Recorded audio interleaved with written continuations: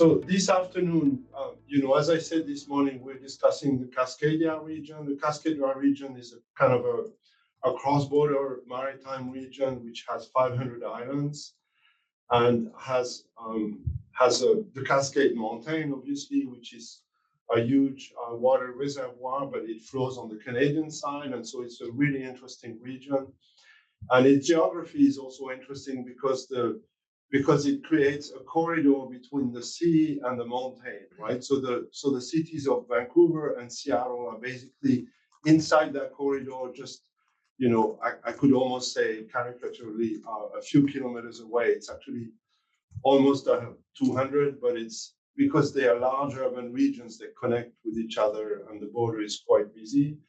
And we're really lucky to have the director of the Border Policy Research Institute, which is a really well-established policy institute in North America. There's lots of research on the relationship between Canada and the US. And Laurie Trautman is a professor and the director of that institute, and she can tell you a lot more about the kind of research and what the institute does. And then Natalie Baloy is a professor at the University of Western Washington University. And she has worked a lot, you'll see, on a very specific aspect of the cross-border relation. The two of them will give you a kind of a flavor of what is going on in North America with regard to borders in terms of the relationship, the infrastructures, the role of colonialism, the role of settlements, but also the role of indigenous people who have been here for thousands of years. And so that creates very specific dynamic in the corridor that I just described. And with that, I give you both the floors, and thank you so much for joining us today. Laurie, thanks for having us. Hello, everybody. I will, in a minute, share my screen with a little bit of an agenda of what we're going to do today. But Natalie and I wanted to start out by doing some introductions. So I will sort of reintroduce myself with maybe a little more context. I'll let Natalie give a little bit more background on herself, on her work, and then we'd love to hear from those of you who are online and in the room, so we kind of have a sense of what your backgrounds are. And then I will share my screen and kind of go through what we'd like to do in the next few hours. So as Emmanuel mentioned, I'm the director of the Border Policy Research Institute. It's the only institute of its kind in that we are an academically based program that studies the Canada-US border from a policy perspective. And when I begin my remarks, I'll give a little bit more background on kind of what we do and what that is. But broadly speaking, my background is in geography and comparative immigration policy between Canada and the United States. In addition to directing the Border Policy Research Institute, I'm very actively engaged in a lot of the cross-border organizations and collaborations in the Cascadia region. So when I talk about kind of cross-border collaboration and border policy, it's not just sort of from an academic perspective, but it's from a very hands-on perspective. I'm also the vice president of the Association for Borderland Studies, which some of you may be familiar with. It's a global organization of border scholars, and we have our annual meeting in the United States every year and a global meeting every 4 years. So I think I'll turn it over to you, Natalie, for a brief intro. Yes, hi, and good morning, afternoon, or evening, depending on which time zone you're in. I am zooming in from the University of Washington today, but I work at Western Washington University with Laurie. My training is in cultural anthropology, and I've worked with the Border Policy Research Institute, the Salish Sea Institute, and the Center for Canadian American Studies at Western, and now the Department of Anthropology, with a focus on this region of the Salish Sea region, which Emmanuel mentioned is this inland sea. And I'll be kind of giving you kind of a historical introduction to the region. And both Laurie and I will be talking about kind of how the specificities of border dynamics play out in this place. And one of the things I hope that I can share is how the geography, the physical geography, the historical geography, and the cultural communities that live here interplay with border dynamics. And my own specialty in research is around settler colonialism. I'm a non-Indigenous person living in a place with many different Indigenous nations and ongoing questions about how Indigenous peoples can live in their own homelands and what that looks like and how we share space together as newcomers and as Indigenous people. So that'll be what I focus on. And we'll be inviting you as we go for you to reflect on the places that you're calling in from or have lived and how these dynamics play out in the places that you are. Should I call on the next person? Laurie, are you going to do that? Yeah, I can do it. Maybe those of you who are in the room at UVic, who are students or anybody who wants to make an introduction, would be helpful to know who's there. Yes, my name is Anderson. I'm from Brazilian Customs. Okay, great. My name is David. I have a web agency called Sparkjoy Studios. We've done work for many groups who are working in this space, including UVic and the Center of Global Studies, IISD, and more recently the WTO. So my expertise is in digital technologies, but I'm here to learn more about the background and the context. Great. Hello, my name is Onome. I'm a research assistant working with Manuel here at University of Victoria. And Laurie, I don't know if you remember me. I work on those. Okay, great. Are you enrolled in the course, Onome? Yes. Okay, great. Hi, I'm Avani. I'm from Sri Lanka. I work for the Sri Lanka Customs, and currently I'm attached to one of the units, and I'm the officer in charge of one of the units in the area of industries and services in my department. All right. And I think that's all of you at UVic. Is that correct? Yes. Okay. Great. So I'll just go through the squares on my screen, and please forgive me if I pronounce anyone's name wrong. I will do my best. I'm going to start with Lorraine. There, I'm the Chief of Vancouver Island Operations for Canada Border Services Agency, which is Customs and Immigration for Canada. I'm based out of Victoria, BC, but area of responsibility is the entire island, so Comox, Nanaimo, Campbell River, Victoria, Sydney. Thank you. Happy to be here today. Yeah, you'll be very familiar with a lot of the things we're going to be talking about. Yeah. Faith. Thank you very much. My name is Faith Matenge. I'm a program officer at the World Customs Organization, East and Southern Africa Regional Office for Capacity Building. Thank you. Thank you. Getahun? Okay, thank you very much. I'm from Addis Ababa, Ethiopia. I was a customs senior officer. Now I'm voluntarily retired from customs, and I'm interested to join your company to more discuss about this interesting issue with you. Thank you very much. Thank you. Avani. I'm here, and I'm also in. Oh, that's you. Okay, Yeah. sorry. Katerina. Hello, I am Katerina. I come from Greece. I am a customs officer in a Greek island of Greece, which is called Lesbos. We have many migrants here the last 10 years, and the situation is very difficult because we are the border of European Union and Turkey. Thank you very much for being here today. Thank you. Tatiana?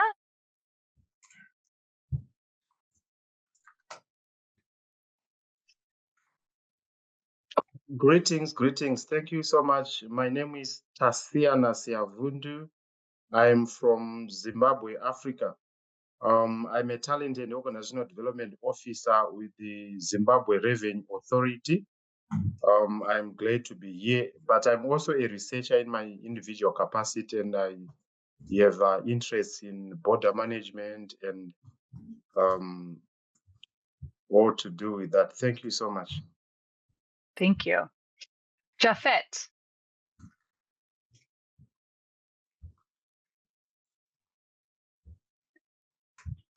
There you go. Hello, everyone. Hello. Right, my name is Jafet Chiraja. I'm from Zimbabwe. I work for the Zimbabwe Revenue Authority. I'm a trainer in both domestic taxes and customs, and I also do a bit of researching on my part. And I found this course interesting because Zimbabwe, being part of Southern Africa, SADC region, we were trying to come up with mechanisms to integrate the whole of Southern Africa region and to take advantage of the border crossings that we have. So I think this is going to be helpful a lot. Thank you. I hope so. Thank you. Edison?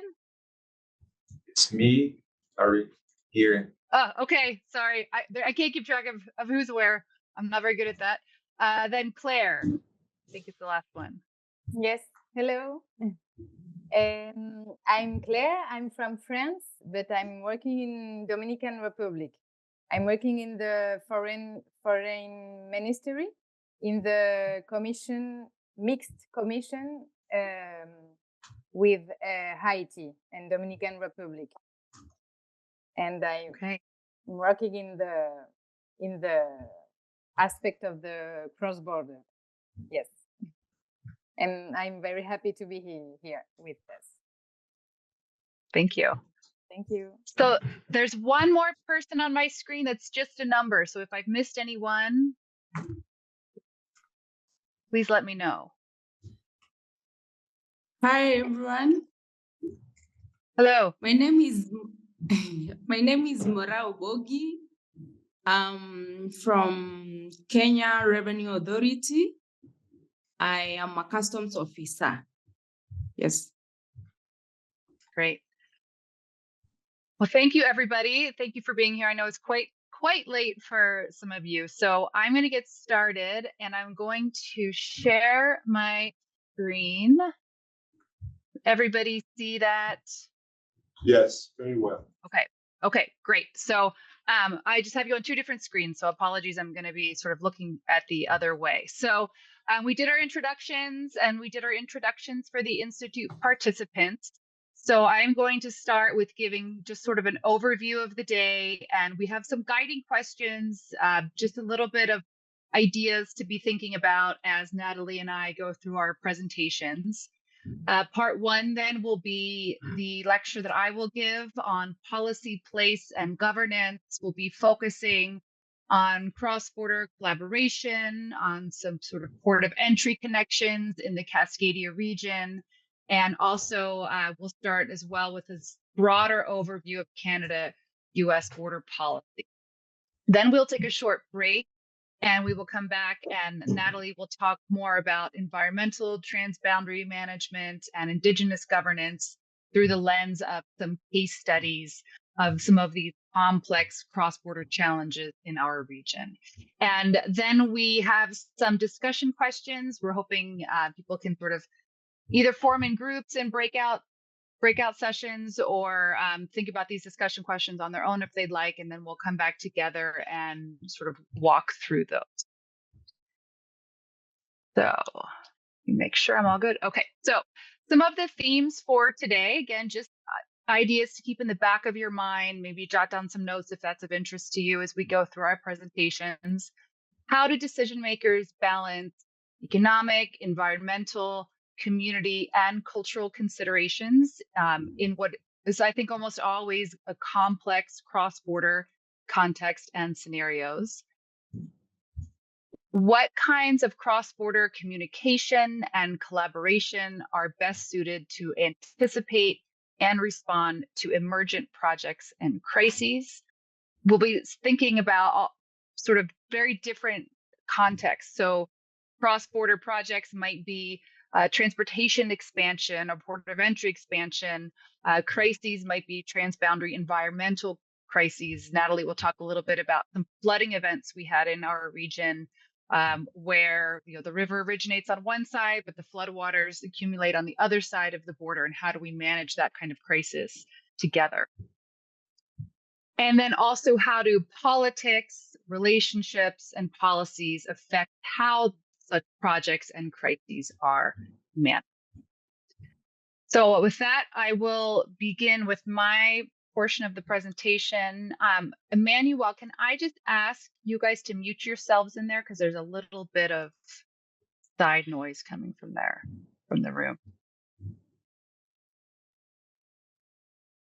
Thanks. So the Cascadia or Salish Sea cross-border region, looking at policy, place, and governance. And I want to start by just giving you a bit of an overview of what the Border Policy Research Institute does. I think it could be a useful thing to think about for those of you who work in government agencies, particularly in other parts of the world. How does an academically based research institute potentially feed into some of the work that you're trying to do? And I know that Emmanuel's program, Borders and Globalization, has done a lot of that work as well. And I've worked with him for about 10 years now, trying to sort of facilitate the dialogue between research and policy.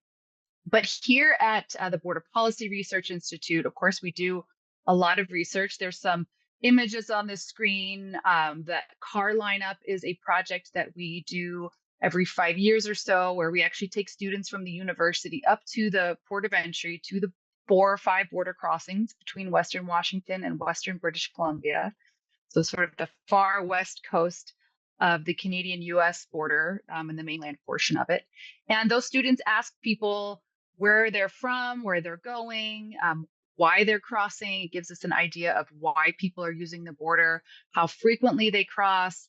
We also ask them questions around if they're using certain types of border policies, and I'll explain this a little more in my presentation. Some of that is a trusted traveler program we have.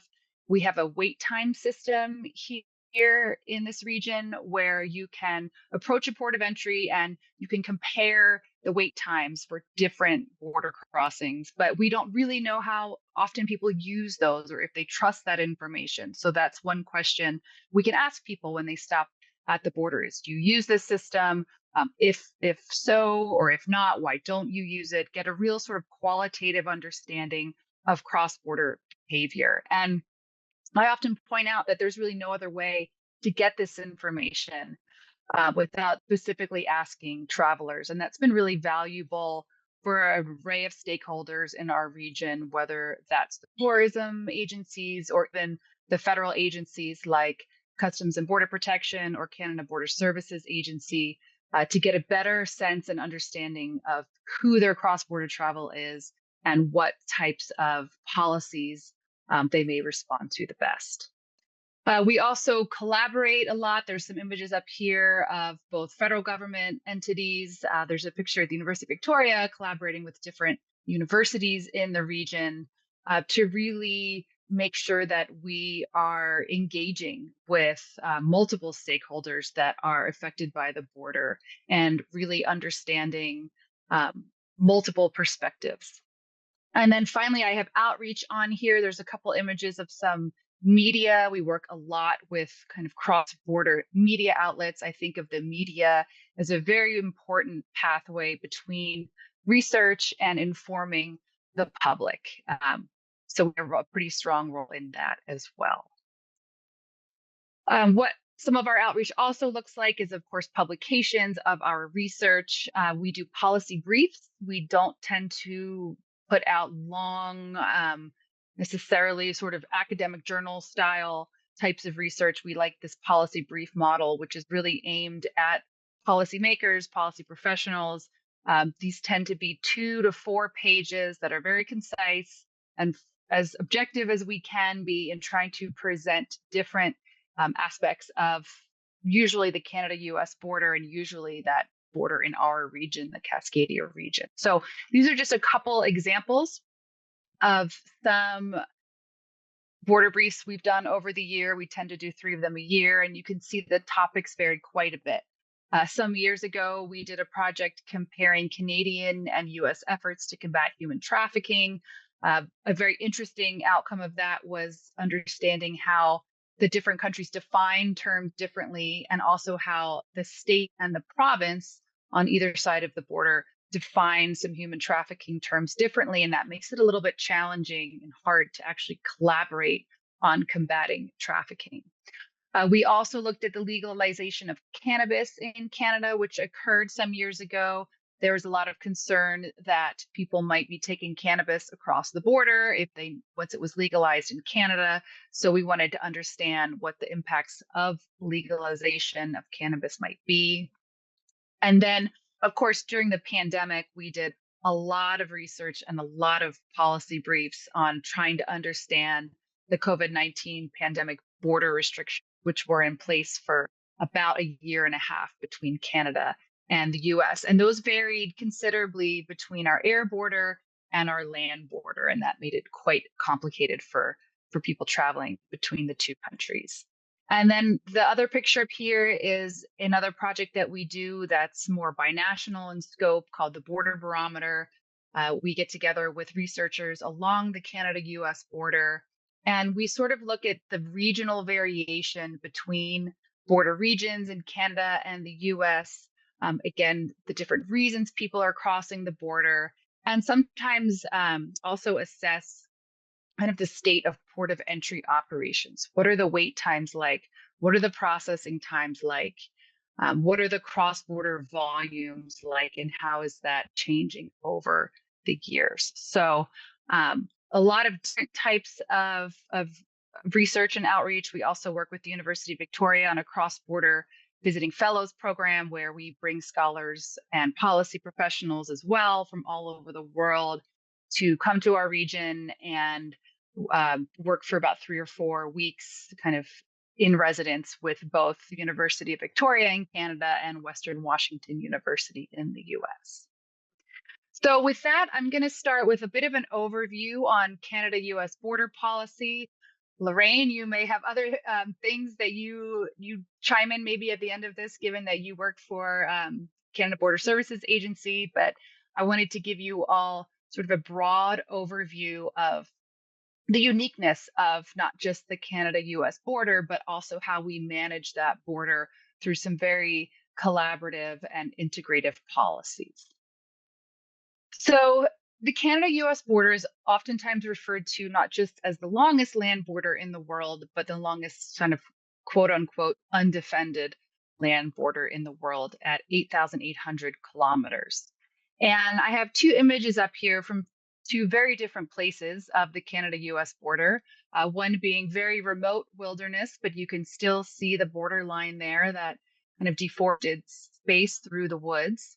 And then another being the highly urbanized area between Detroit and Windsor, where a bridge connects both sides of the border. So even though our border policy is sort of, one size fits all, we are trying to manage very, very different environments.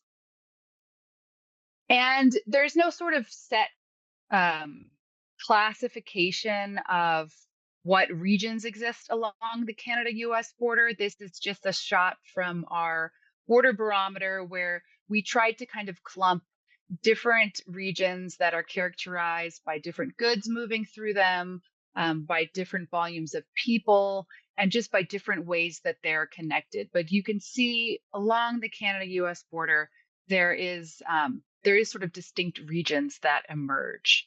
And that becomes very challenging because, as I just mentioned, we deal with border policy that is constructed at the federal scale. And so it's really kind of a one-size-fits-all approach, even though our regions might vary considerably differently.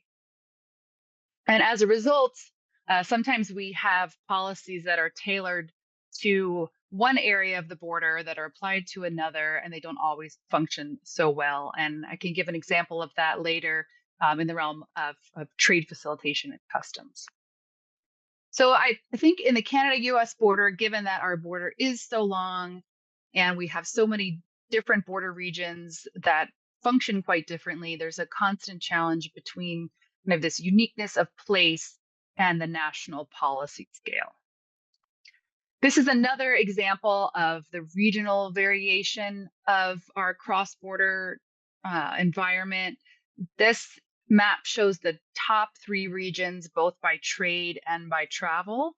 So on the far left of the screen, you see the Cascade Gateway, which is the area that Natalie and I will be focusing on today. But also we have the Detroit-Windsor corridor and the Buffalo-Niagara Falls. And so these three regions compose over half of all cross-border activity between the US and Canada.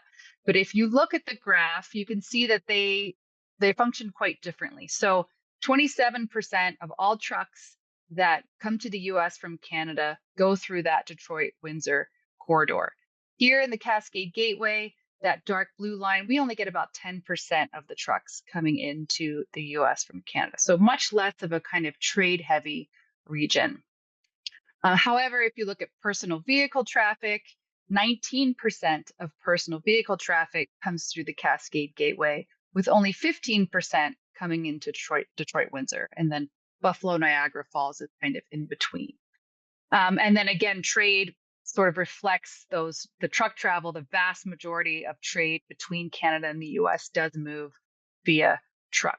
So different regions comprised of very different types of flows, and as a result, are managed somewhat differently as well. This is another example that I just want to relay how these regions do function quite differently. So Cascadia, again, the region we're focusing on today is that blue dotted line.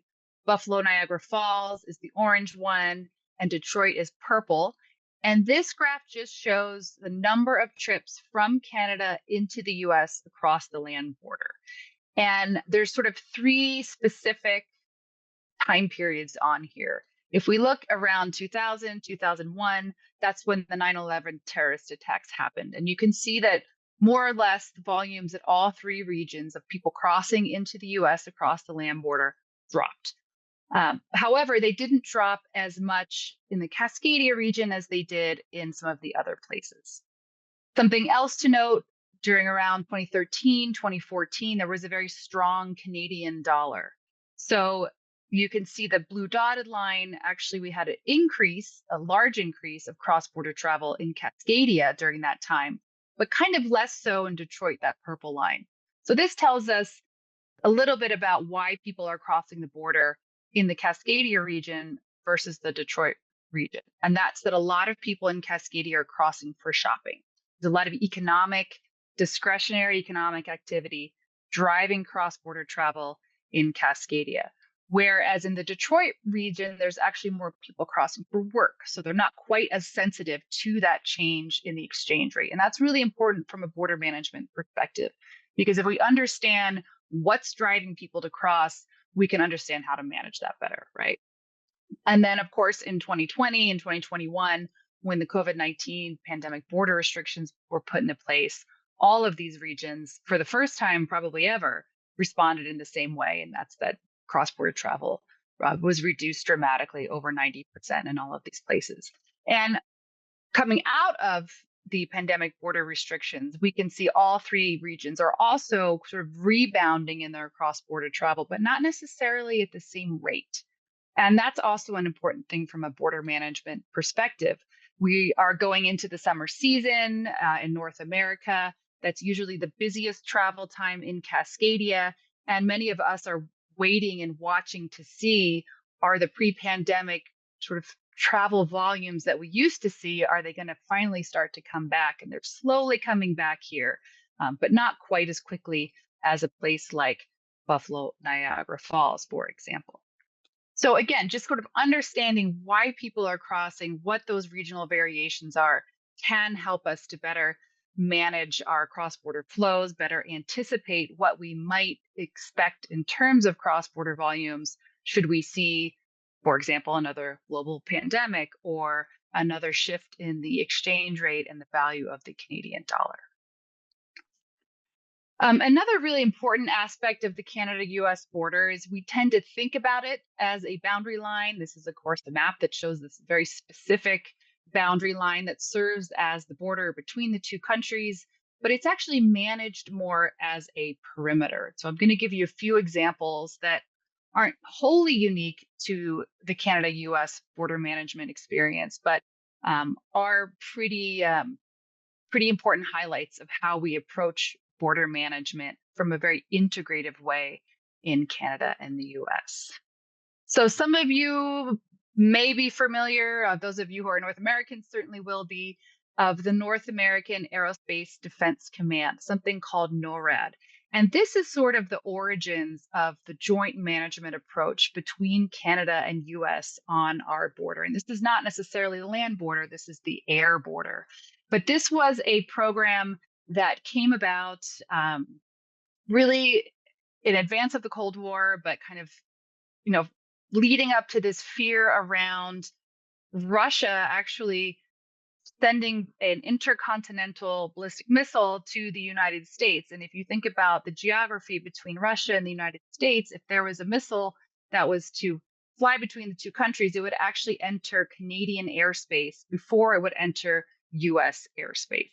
So the idea behind this program was to share any kind of information and treat the aerospace around the US and Canada as a perimeter around both countries, rather than sort of a division between the two. And this is a really interesting program. You could sort of see in the picture, there's two sides of the room. And on one side is an American flag, on the other side is a Canadian flag.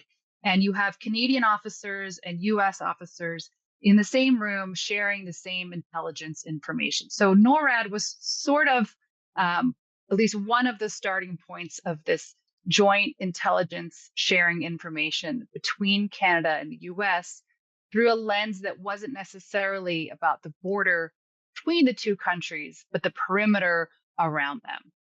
And this is a program that is still active today and still in practice.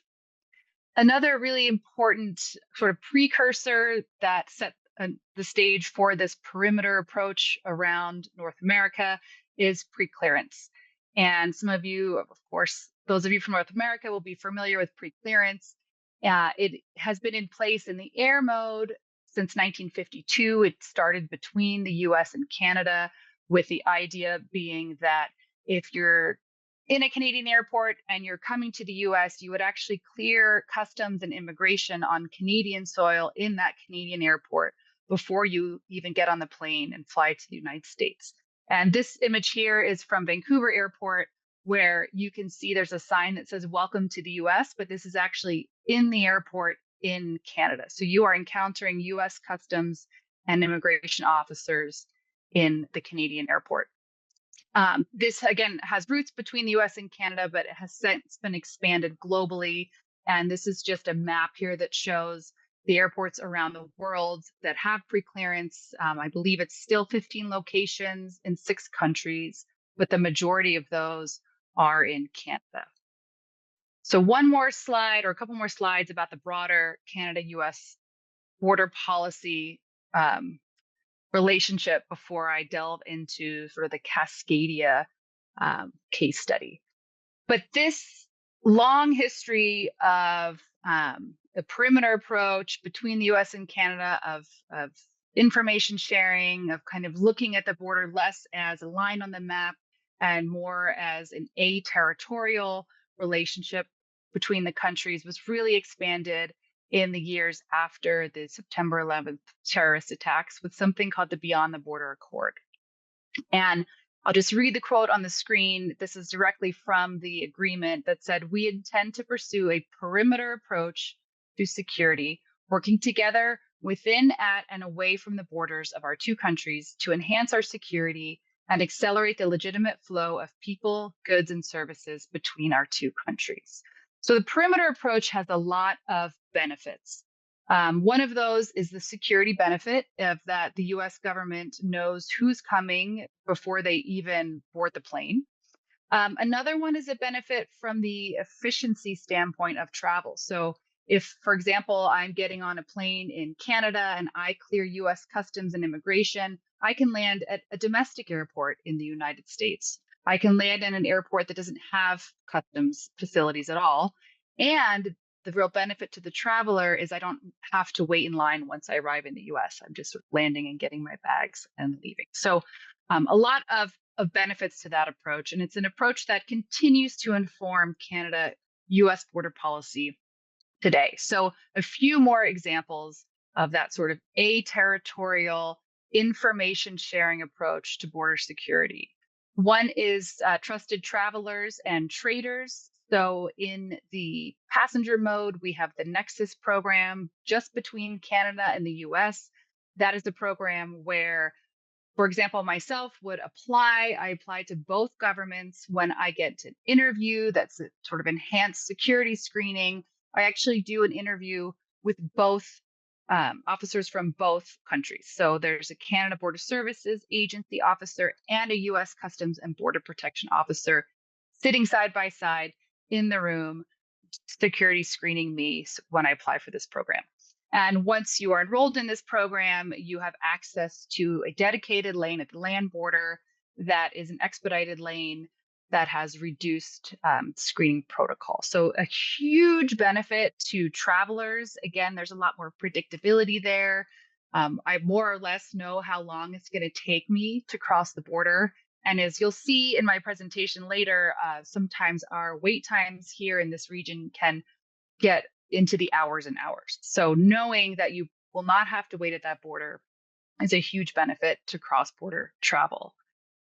We also have the Free and Secure Trade program. This is a program the US has with both Canada and with Mexico, where trusted traders and shippers can again use expedited lanes and have an expedited screening process.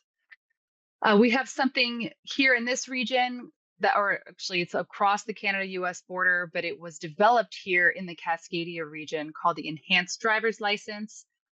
This was actually developed not by the US federal government or the Canadian federal government, excuse me, but by the state and the province.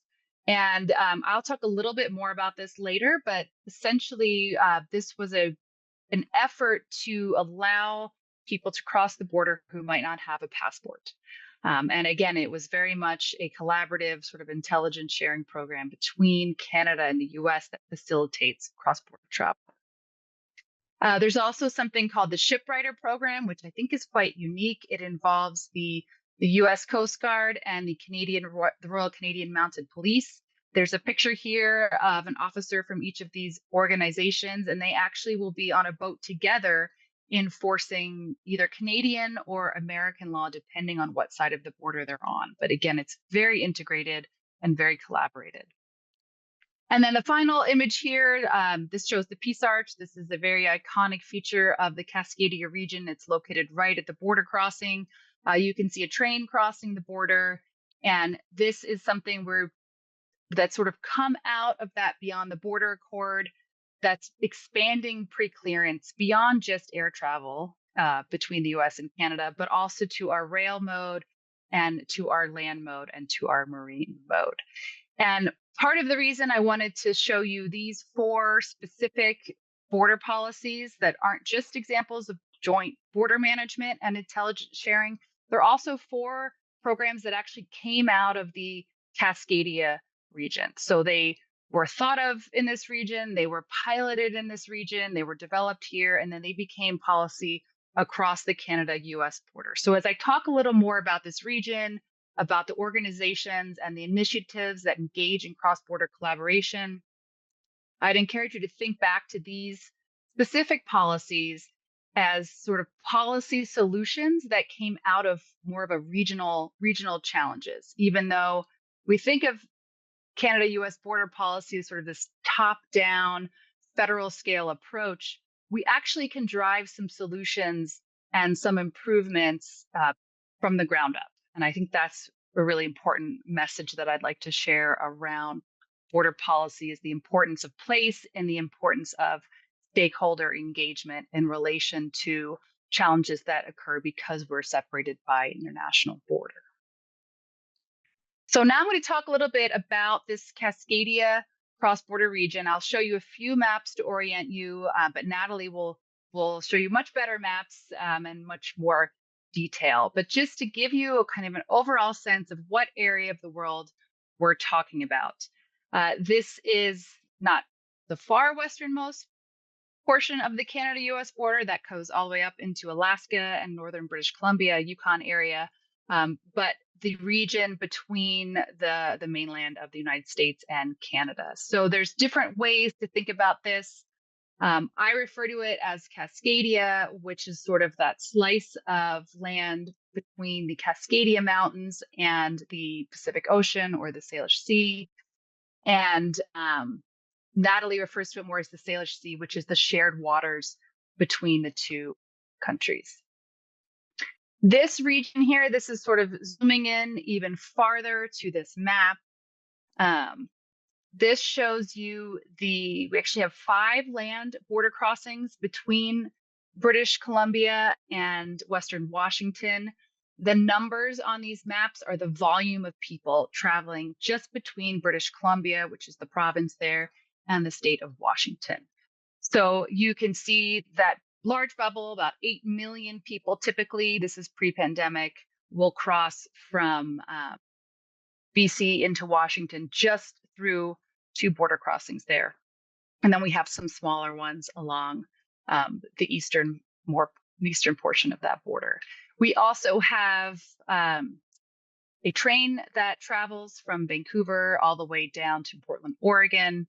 And we have multiple marine connections between Vancouver Island, where Emmanuel and his program are located, and Washington State. And each of these connects actually some of them pretty rural areas. So they're very important from a cross-border transportation infrastructure perspective, movement of goods and the movement of people. But the point that I like to make in showing this image is that we have a lot of cross-border activity just in this pretty small region. We have these 5 land ports of entry, 3 ferry routes, although one is not operating post-pandemic, 1 rail line, and then multiple flight paths. In total, in a typical year, again, we're still not sort of back to what I would say would be a typical year post-pandemic.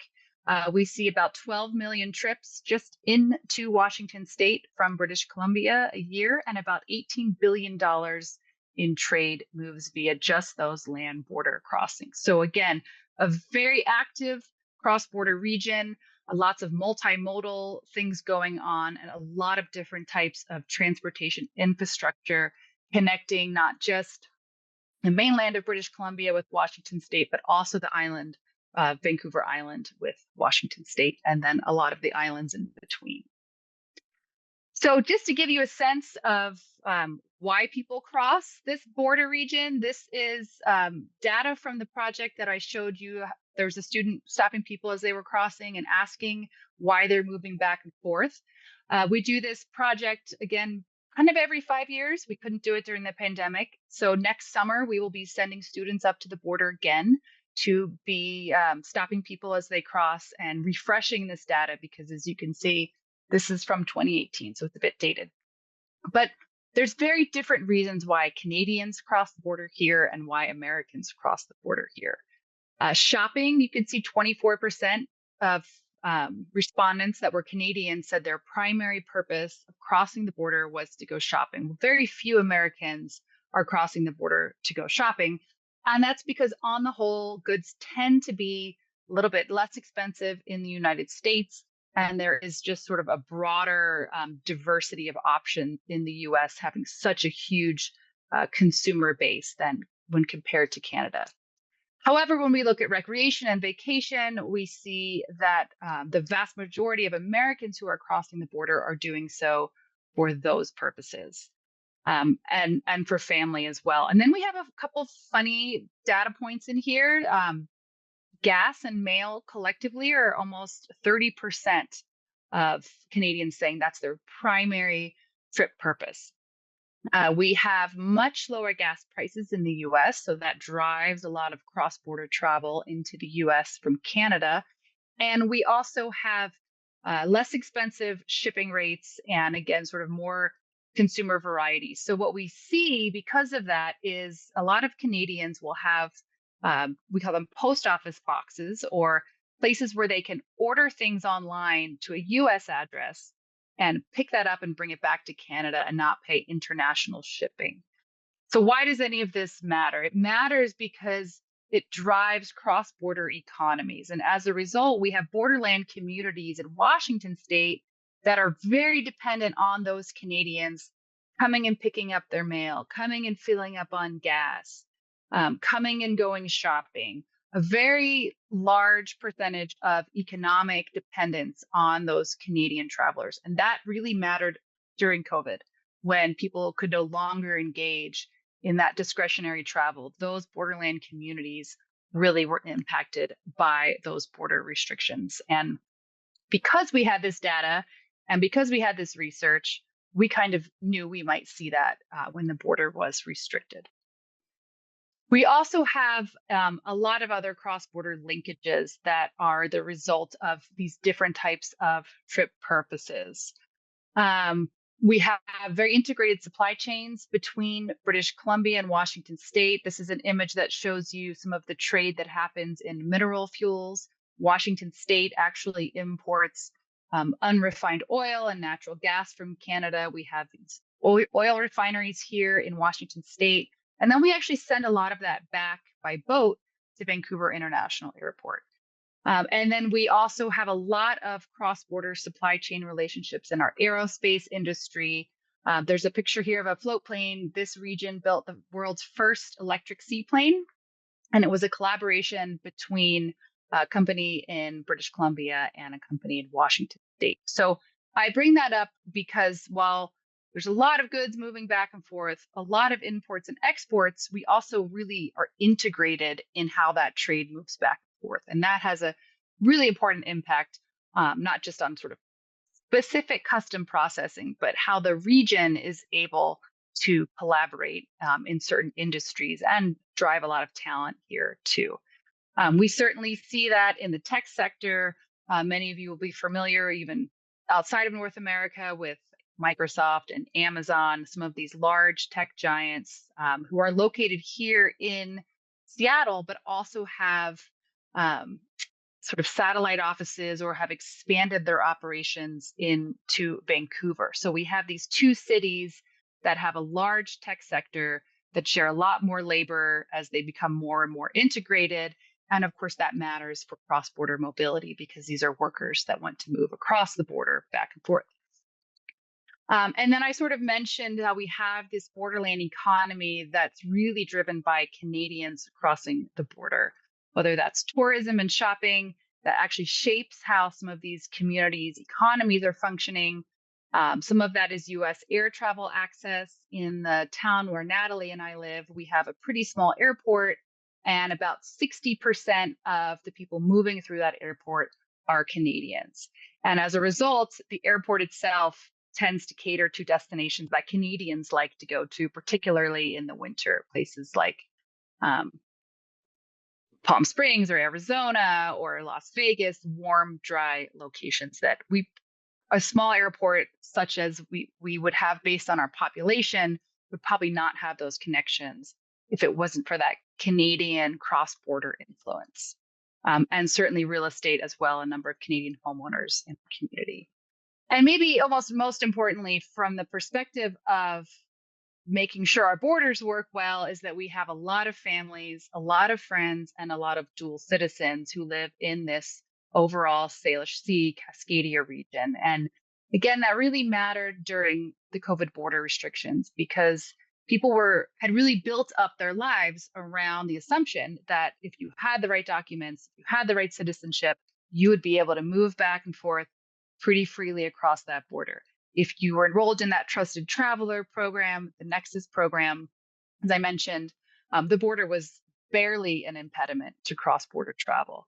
But when the border restrictions were put in place, that really put a stop to people who had built their lives around that assumption of cross-border mobility. And as a result, I myself spoke to a lot of people who were grandparents on one side of the border and had been caregivers for their grandkids on the other side and were no longer able to do that. We had unmarried couples who might be living on one side of the border and the other who were unable to see each other for an extended period of time. So that was a very difficult and challenging time across the Canada-US border, across the world, of course, but particularly in our region because those connections were so tight.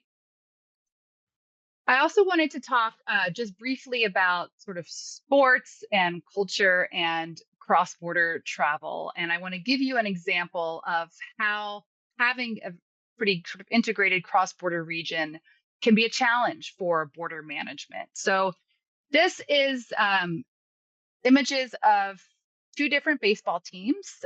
One is the Toronto Blue Jays, so that's the Canadian team. The other one is the Seattle Mariners, which is a team in the United States. And last July, they had a weekend of games in Seattle. So border management, officials at the border, those of us who live in border communities, you sort of anticipate, okay, there's going to be a lot of Canadians coming across that land border, driving to Seattle to see this game because it's the Canadian team and the US team. It just so happened that same weekend, we had this gal down in Seattle. And if you don't know who that is, it's Taylor Swift. So she played a series of concerts the same weekend that there was this Canadian US baseball game. And at the time she played her concert, she had announced there was no tour dates for Canada. That's since changed. The result was in one weekend, because of these two events happening in Seattle, you had a huge number of Canadians driving across the border wanting to see either Taylor Swift or attend this baseball game. And as a result, we had about a 5-hour lineup at some of our border crossings. So we were pretty unprepared from a border management perspective to facilitate flows of people through our land border. And I'm going to, at the end of my remarks, bring up a challenge that may be similar, which is the FIFA Men's World Cup games coming to this region, and a lot of concern around how many people might be crossing the border in anticipation of those games and during those games, when just last summer we kind of had this disaster happening. So again, it also is driven not just by the fact that there's a large event in Seattle, but by the fact that there's a connection to Canadians as well, particularly with the baseball game. So a little bit of overview around some of the organizations and initiatives that focus on some of these shared challenges, like that picture we just saw, and some of the solutions that I mentioned earlier around the enhanced driver's license, or sort of these regional pilot projects that we test out here around cross-border mobility that then actually become taken up as border policy by both federal governments. So this picture here, that stakeholders at the border, might be slightly more interesting to those of you who do some kind of trade facilitation or customs, but this is a consortium called the International Mobility and Trade Corridor Program. And this involves all of these different stakeholders. This image sort of gives you a sense of how complex that is just at the land border in the Cascadia region. So you have the cities on both sides, you have of course, the travelers, you have the transportation carriers, you have the inspection agencies, you have customs brokers, and sort of the list goes on. So these different stakeholders, whether they're private sector or their government or their city or their federal, we come together every month to talk about what's happening at the border. Sometimes this is just sort of one border agency telling the other, hey, we're thinking about expanding this port of entry. Or it's one city official telling the other, we have an event coming up, so you might be prepared for more travel. But the idea behind this is sort of this constant relationship, communication, and network of multiple entities that are engaged in cross-border management. And where this really becomes helpful is if there's a crisis or there's a disaster, the different departments of transportation know who to call. The different agencies know who to call. So it's a really, I think, excellent example of cross-border coordination and collaboration where you have multiple stakeholders, not just sort of engaged during crises, but more importantly, engaged before a crisis happens, so that those channels of communication have some longevity and are very strong. Up top in front of the Peace Arch, this is just an image of a gathering we had of a group called the Cascadia Innovation Corridor. This is an effort that was actually initiated by Microsoft Corporation when they expanded offices from Seattle in the US to Vancouver in Canada. they really wanted to engage the community in more cross-border collaboration and trying to streamline the border. This is really primarily from a passenger flow perspective. But it's an interesting example of the private sector driving cross-border collaboration. And if you all were in Jean Peroni's presentation this morning, you'll hear, I guess his remarks would have been sort of less about the private sector engagement with cross-border collaboration and a little bit more around government models.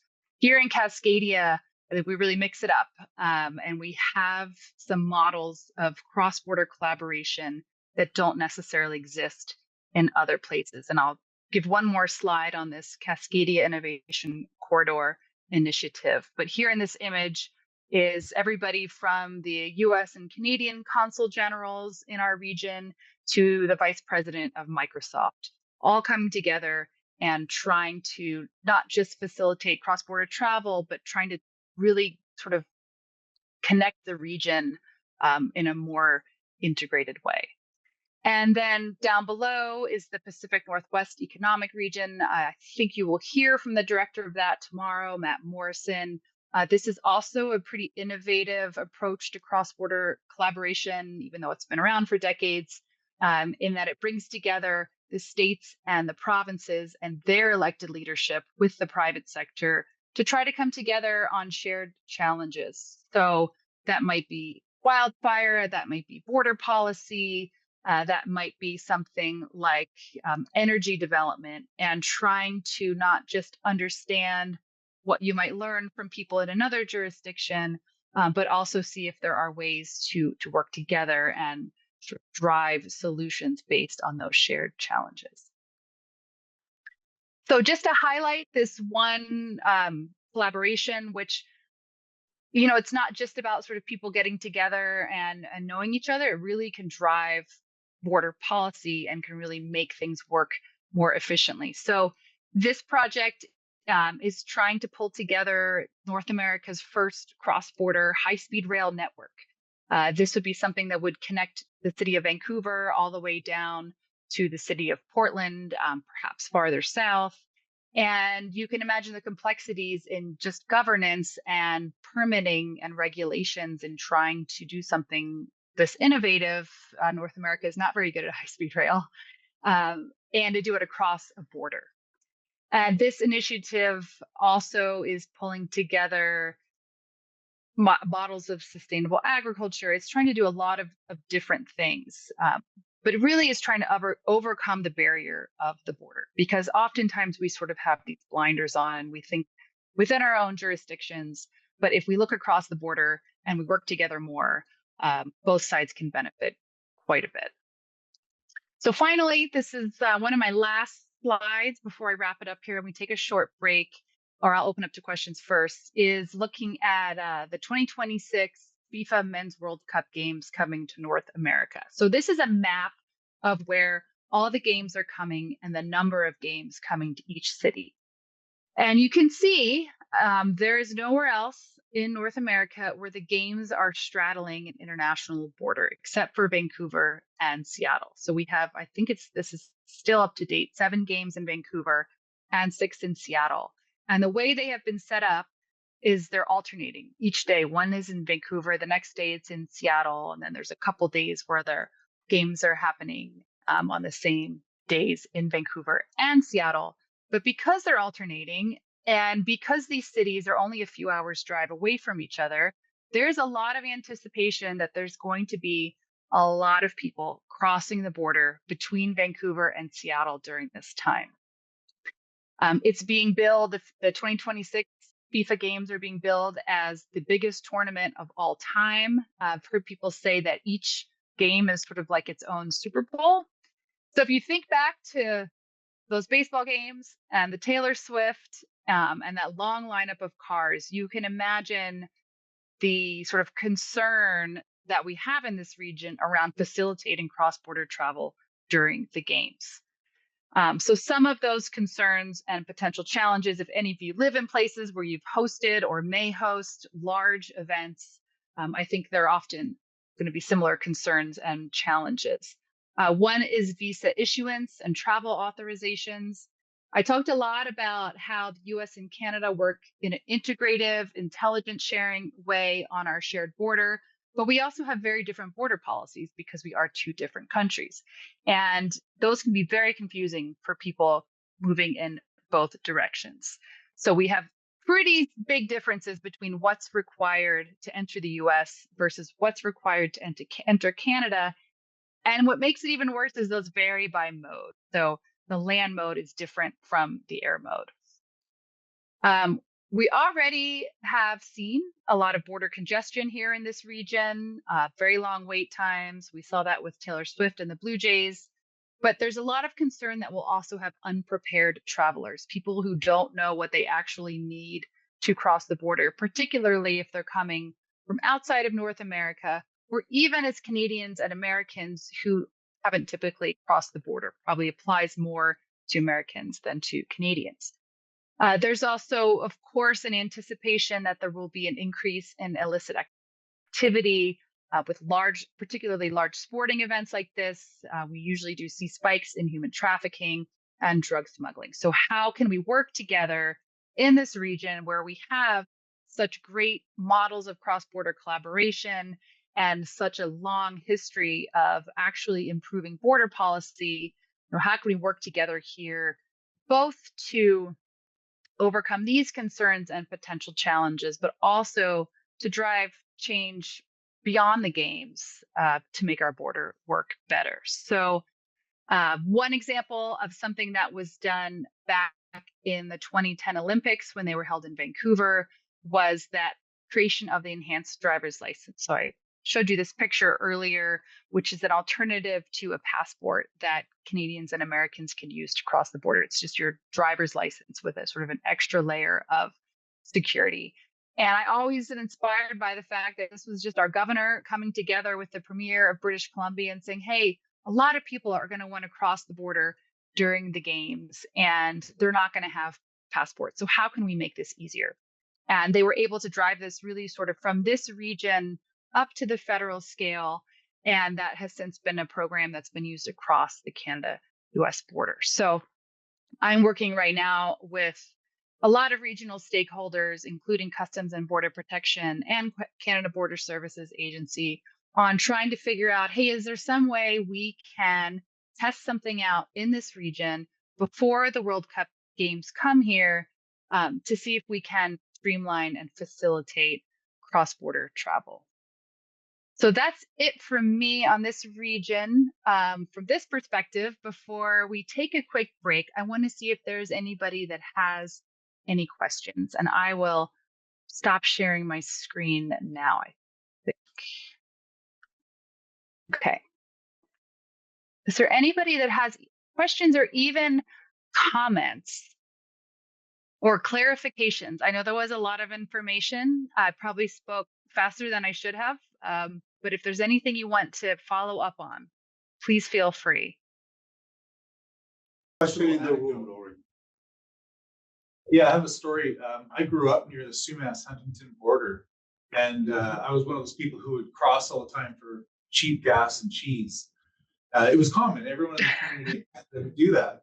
And I distinctly remember when the dollar raised in 2013 and how a lot of the American side of the border in Huntington became a ghost town. It's just there wasn't enough domestic business for those outlets to stay in business. And so when the Canadians stopped, that whole area, you could really see the change. And then, of course, when the economics reversed, it just flourished again. So it was very much like the gold rush times of bust and boom, and I observed it personally. So I thought you might be interested.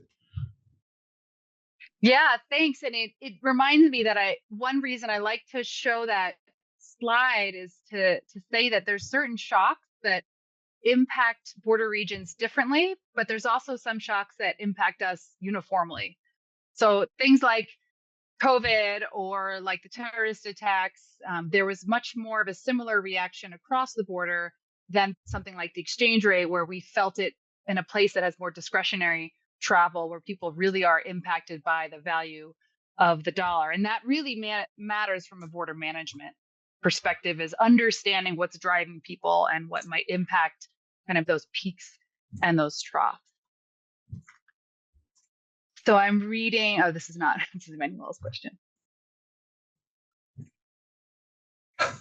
Please, Laurie. Yeah, go ahead. Take the floor. Thank you very much for your presentation. Can you explain or give us some more information about the enhanced driver's license, please? Yeah, so as I mentioned, that was created kind of in the lead up to the Vancouver Olympics, because that was, so I should back up. So we had something called the Western Hemisphere Travel Initiative in the United States that was kind of a response to the 9/11 terrorist attacks that required a certain caliber of documentation to cross the border. So, for example, when I was in college in the late 90s, I could cross the border into Canada without a passport. You didn't need much, right? And vice versa. It was a lot easier. But with the Western Hemisphere Travel Initiative, things like passports and other comparable documentation was required. So there was a lot of concern that Americans in particular who have not great uptick rates with passports might not be able to cross the border. So Governor Christine Gregoire, who was actually in the picture I showed you of the Cascadia Innovation Corridor, she's very active in that initiative. She was the one who came up with that idea and worked with her counterpart in British Columbia at the time to say, you know, there should be some alternative form of documentation that we can work with the federal government on that can be approved for border crossing. And my understanding, and actually if you see Matt Morrison speak tomorrow, you can ask him about it as well, because he was involved in ushering that to fruition. But it became a much more cost-effective form of cross-border documentation or cross-border identification for travel, and also a much quicker way to get your border crossing document, because passports take a while, they're not easy to get, and they're quite expensive. And the other benefit to the enhanced driver's license is you can use it as a driver's license, right? So you don't have to have that additional form of documentation. I think all US border states now issue those. And in Canada, unfortunately, I think British Columbia actually recently decided to stop issuing them because the uptake on the Canadian side was not as great. But I think it's still a great example of how regional collaboration can drive sort of national challenges on the border. Okay, I see Japheth's question. How big is the problem of illicit activities between the various borders, especially the ones in the Cascadia region? How have you, US, Canada, been dealing with them? Okay, that's a great question, Japhet. And I will say that some of the intricacies of illicit flows are not my strength. So I'll just speak to some of the sort of security challenges that I'm aware of in our region. I know that there's a fair amount of organized crime that does benefit from cross-border activity, whether that's gun smuggling, that's drug smuggling, or that's human smuggling. That certainly happens. And maybe one example I'll give that I'm more familiar with that's happening right now is the challenge of human smuggling across the Canada-US border. Here in the region where I live and work, that Cascadia region, we've seen more and more human smuggling happening across the border after COVID. So it seems to be a result of a few different issues. One being that people were unable to claim asylum at the US-Mexico border for an extended period of time. Another is that Canada used to not require Mexican nationals to have visas. So people could fly from Mexico to Canada as tourists. And we did see an increase in, I'd say, I guess, illicit or undocumented flows of people across the Canada-US border through various modes. We've seen that on trains. We've seen it at the land border as well, because they were able to enter Canada and then cross the US land border between ports of entry undetected. Since Canada rescinded their policy on visa exemptions for Mexican nationals in May, that may have made a difference. I think it's probably a little too soon to tell. I don't have the numbers off the top of my head, but that is a concern. And just, I think, last week, there was a person who was actually killed on the train tracks in the Cascadia region, who I think was a victim of human smuggling. So we're seeing it more and more. I think as smuggling becomes profitable, people become more creative and find more ways to cross the border. But I'm certainly not a security expert, so I wouldn't want to speak to the sort of situation writ large across the Canada-US border. There's a good book that I could point you to, though.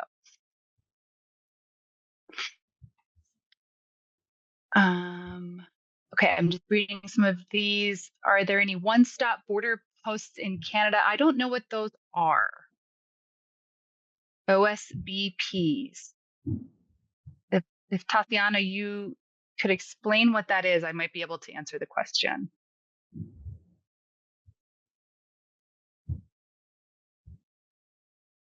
Okay, thank you, Laurie.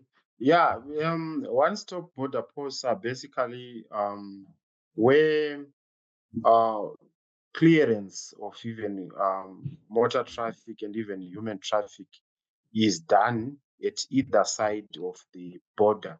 It's like sort of, it incorporates the single window system concept, where clearance may be done on one side of the border, so that when traffic passes from one border point to the other country, the entire clearance process may be done only at one side, sort of thing.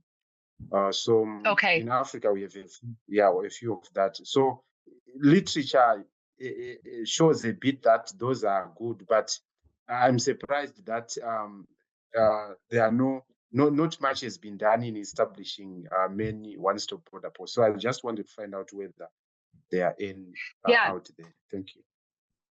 Thank you. That's a great question. And I think the closest thing we've come is pre-clearance for passenger travel, where you see U.S. Customs and Immigration prior to departure in Canada, and you cross the border seamlessly into the U.S. I showed the picture of the train. That is a route that is about to become full pre-clearance. So it's not quite put into place yet, but pretty soon, I think in the next 6 months or so, you'll be able to go to the train station in Vancouver as an individual traveler, and that will be sort of your one-stop full pre-clearance, and then you don't have to stop again when you cross the border or when you get to the U.S. Now, that's something we figured out for passenger travel, but we have not yet figured it out for cargo and trade. And I think there's long been a goal of single window processing for cargo between Canada and the U.S. And there's multiple reasons. I'd be happy to maybe at the end get into what those are, but we have not yet put into place a full pre-clearance for cargo yet. So we have the Trusted Trader program, which is maybe sort of the closest thing where there's pre-vetting and pre-certification, and goods can go through an expedited process at the border. There's been some pilot projects to try to pre-clear cargo as it approaches the border, but those have not yet been put into place as an actual policy. So I hope that answers your question, and then maybe we have something important to learn from your experiences too, where you are, because some countries have done it surprisingly better than Canada and the US, being two countries that have great relations. We trust each other. We're integrated in some ways, but that cargo pre-clearance piece continues to be really challenging for our country. And I'll just answer one more question, and then I'm going to give you all a break. So this is from Jafet. You also mentioned something to do with cross-border relations between the two countries. This may also involve communities residing along the border. These people do engage in local travel and some trade. Is the flow of people and goods documented?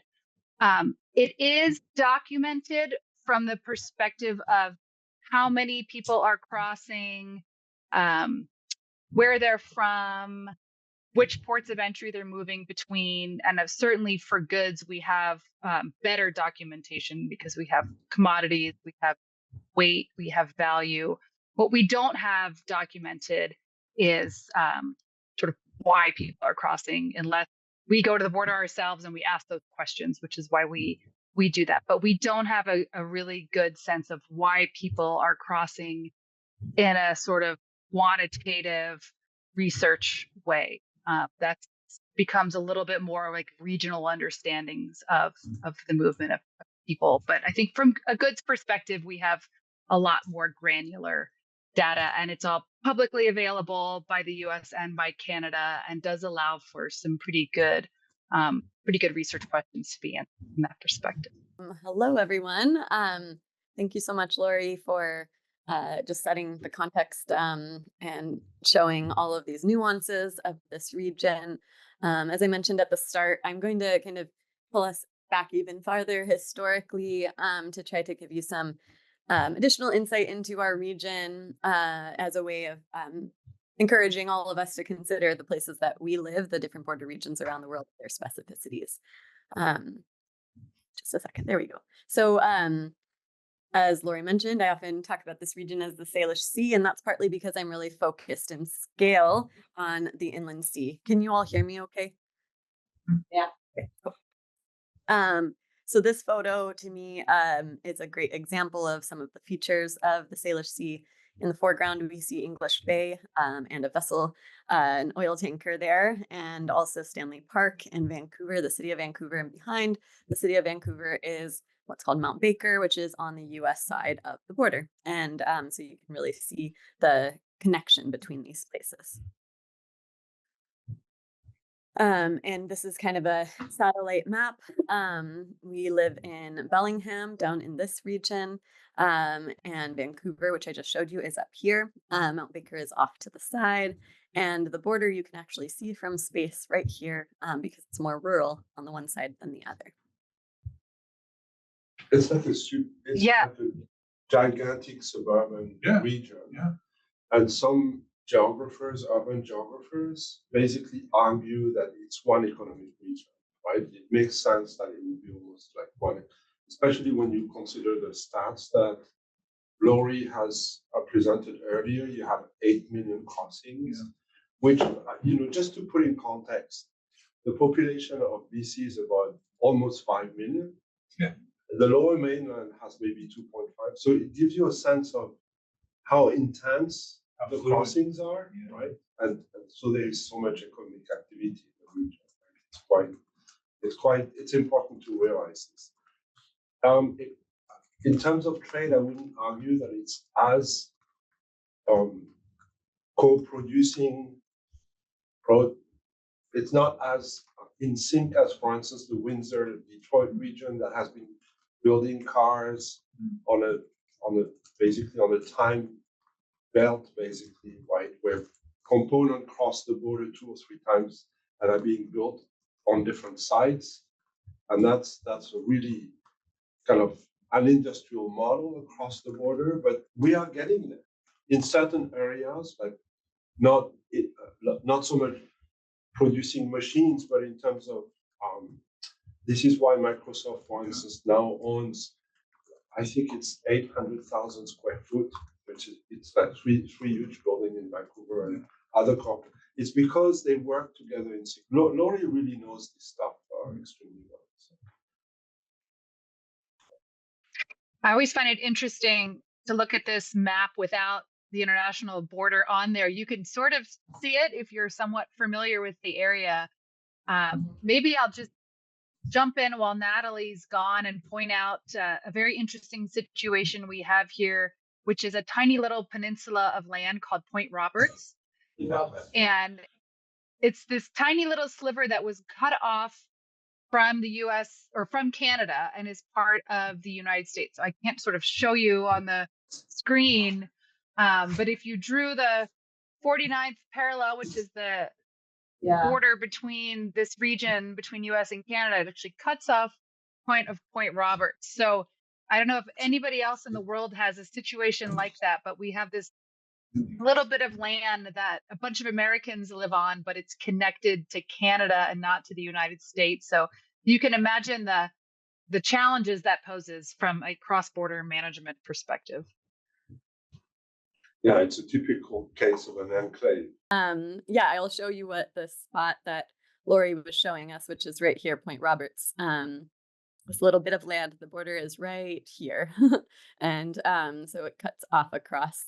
And then another feature I'll point out while I'm here is this big plume here, and that's the sediment coming from the Fraser River, which is a huge river system that empties into the Salish Sea and is really a central component in the environmental functioning of this region, and one of the reasons why it's one of the most biodiverse places in the world, really. And it's just a very rich ecosystem with mountains on Vancouver Island over here, the Cascade Mountains, which is Cascadia, and then these big rivers, the Fraser included, draining those rivers into the Salish Sea. And then down here we see the inflow from the Pacific Ocean, which is another reason for a really rich ecosystem in this place and this combination of freshwater, saltwater systems.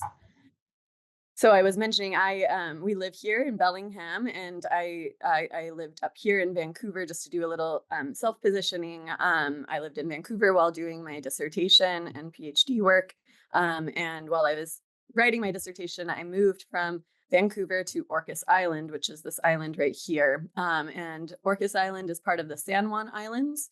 And there's also the Gulf Islands. And the border, the marine border, runs between this island chain and separates the San Juans from the Gulf Islands, although they are part of the same archipelago. And so one semester I was teaching in Abbotsford, just across the border on the Canadian side. And I would wake up in the morning on Orcas. I would drive down to the ferry terminal. I'd take a ferry terminal through the water. I would drive up through Anacortes, Skagit Valley, up into the Bellingham area and across the border to teach, and then do that again. And on my way back, and on the one hand, it worked great. I was able to get to and from each week, no problem. On the other hand, all of the infrastructures involved in traveling through this region were part of my experience, and so it added a lot of travel time, and it shows some of the complexities about living and working in this region. So this is that broader scale that Laurie's been talking about, Cascadia, and this is the Salish Sea that we're focusing on. So just kind of zooming into this part of the region. The Salish Sea is kind of a newer name for this shared body of water. It's in reference, though, to a much older set of names from Coast Salish communities, Indigenous nations who speak Salician languages or Salish languages here in this region. When European explorers started to come here, first the Spanish in the late 1500s, and then the English soon after, and then settlement occurred more in the late 1700s. This area got some different place names from these different explorers, colonial governments, etc., including the Strait of Juan de Fuca, showing the Spanish exploration impact, the San Juan Islands, again, similar, and then the Strait of Georgia, King George, Puget Sound, Peter Puget Sound. Puget was part of George Vancouver's exploration of this place. And so the place names itself in this region, they show some of the histories of this place and the overlap between Spanish, British, American, or US, and Coast Salish communities. And as Laurie mentioned, we're way over here into really big nations, Canada and the United States. So federal policy is made in Ottawa and Washington, D.C., with representatives from across nations, of course, but often our kind of specificities of our regions are really being shaped by those national dynamics, but also have their own particular dynamics going on here. And that's what I'll be focused on today, but keeping in mind that bigger scale politics are shaping our space. So as I mentioned, there's the saltwater influence coming into the Salish Sea from the Pacific Ocean. The Fraser River watershed drains into the Salish Sea, and many other rivers also drain into the sea. And we're next to another really big transboundary watershed called the Columbia River. These are the rivers that I mentioned. They're huge systems, and Salish peoples are sometimes called the salmon peoples or call themselves the salmon peoples because these are all salmon-bearing rivers, and impacts of colonialism on salmon have been really significant, and salmon have been central to cultures for thousands of years here, and also to newcomers, settler peoples too, who initially came into this region seeking furs and fish and minerals like gold, etc. And so the ecosystem is really important also for the economic system of our region. And so the health of our region and its environmental components, the rivers included, are very central for thinking about our economy. And you mentioned, I was hearing you say, it looks like a city, you know, and you see this satellite image, and that's because it's a very densely populated sea and home to a really fast growing population. So I think that when I last gave a presentation like this, I would kind of round out to like 8 million, but really it's more like 9 million people at this point living in the Salish Sea region, and certainly concentrated most densely in Vancouver and Seattle, but quickly urbanizing between those two cities, even in our more rural places like Whatcom County and Skagit County, where Laurie and I live. And again, with that human influence, there's also significant land change. And so on this map, we see in yellow, the urban places, in gray, the urban places, yellow is cropland, green is forest or vegetation, and then some bare ground on the mountaintops, and of course, blue for the ocean or the Salish Sea. But the urban sprawl or spread in this region is really fast growing, and those croplands are very central for feeding our communities, but are also, you know, we're in a tension place between making sure we can house the people who are living here. When I mentioned Whatcom and Skagit counties, these are sub-national or sub-state levels of, excuse me, governments. And so in the US, we have cities, municipalities, and then counties, and then the state, and then the nation, right? And in Vancouver, there are greater regional districts. So there's Greater Vancouver, Fraser Valley, et cetera. And in our side, on the US side, Whatcom, Skagit, Snohomish, et cetera. And I'm down here in King County today. So counties are also an element of subnational collaboration, and in fact, a pretty important one when we look at the border crossings that Laurie mentioned in the Cascadia Gateway. Whatcom counties have been pretty central in thinking about transportation questions along those border crossings. There's also many different animals inhabiting the place that we live. I mentioned salmon already. Orcas are another really important species and often kind of a symbol or icon of our region. The southern resident killer whales are seriously endangered. There are also northern resident killer whales. They're two subpopulations of the residents that live here. And a lot of science and scholarship and policy work goes into trying to figure out whether there's a path towards survivability for the southern residents, and why southern residents in a much more urbanized waterscape are not doing as well as the northern residents. And so this is another arena of kind of environmental science in relation to shared waters in our transboundary region. Here are those salmon I mentioned. Of course, they don't have passports, as one of my friends likes to joke, but when I talk with my students, I ask them to consider whether salmon can experience water in different ways, whether they can tell that the water is cleaner in one place or better managed by the humans, or less, maybe there are more fishing regulations or things like that as they're crossing between different locations. And there are birds going through the shared airspace as well. And of course, humans are moving through this place. And one of the things that Laurie and others have explored is the movement of goods and comparing that with the movement of people. And so one of the things that I'm interested in is the way that industries like oil and gas and coal move their materials through this region. And the case studies that I'll be talking about focus on that moving forward. This is just another aerial shot. This is Seattle, looking at the urban to mountain range. And this is Vancouver showing that same thing. And climate change is, of course, affecting all of it.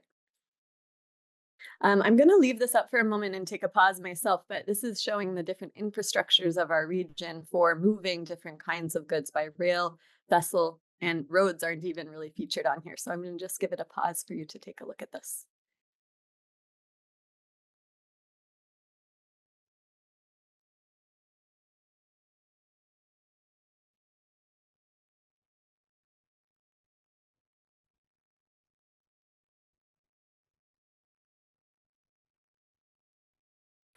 So I'm very interested in the ways that vessel traffic in particular moves through the shared waters and what kinds of policies and practices on both sides of the border facilitate that movement or potentially inhibit it.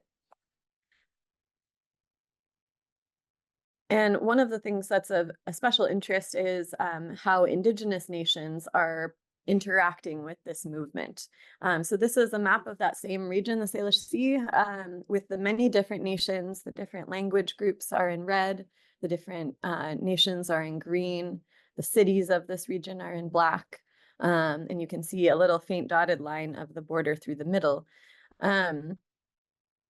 Many Indigenous nations will say the line crossed us, or that the border is sometimes called the medicine line, or some other kind of euphemism for talking about the ways that the imposition of the US-Canada border has really created some barriers or challenges for nations who otherwise would have and continue to try moving through these waters through to visit their family members or extended family through extensive kinship networks in this region.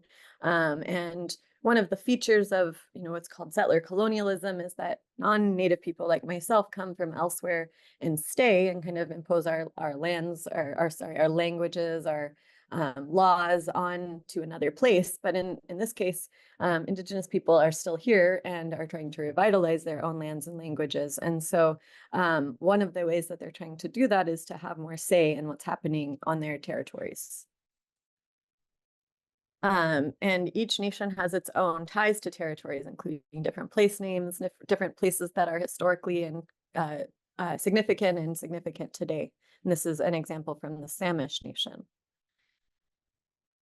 And the different nations have different kinds of arrangements or agreements with the nation states. So looking at the Salish Sea here, we kind of see that on one side, there's the shading, on the other side that there isn't. And this is really showing how on the US side, there are historical treaties that were signed between different tribal nations and the US government. And on the Canadian side, those historical treaties weren't really signed except for a few small cases. And there are also some modern treaties like the Dwasan right here. And so this really creates kind of a different landscape for negotiating land, negotiating say over what happens on land through these regions. This is an excerpt from The Saltwater People by a Salish gentleman, Dave Elliott, and he explains that, well, I'll let you read it because it's a bit of a longer text. So I'll give you a moment to read through what he has to say about the border.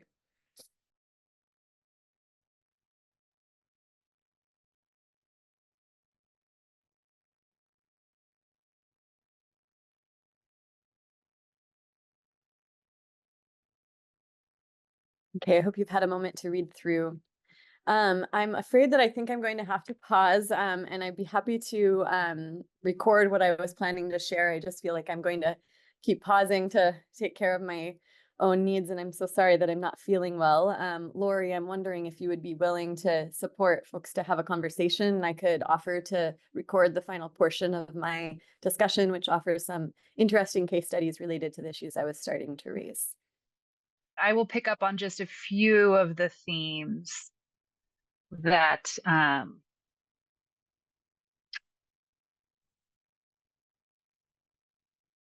okay, that should be good.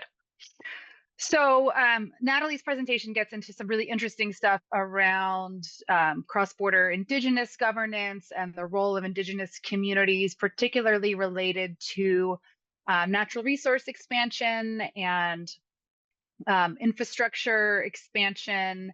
So those are the topics that I'm not going to try to cover because I won't be able to do them justice to the same extent. But I think a very interesting and also somewhat unique feature of this region is that very strong aspect of indigenous governance, with indigenous communities on both sides of the border playing a very active and really evolving role, not just in infrastructure expansion, but also in sort of broader cross-border issues and concerns. And I'm not sure if that will come up in any of the other sessions, but it's certainly something that we're paying attention to here. It's a very active and evolving situation, and really exciting aspect of cross-border governance. So I'll just touch a little bit on this issue of cross-border disaster response and give you a few examples, one in particular that actually I had mentioned earlier around cross-border flooding. But we have a very active natural environment here in Cascadia, not just flooding, but also earthquakes, and also increasingly with climate change, more and more forest fire smoke.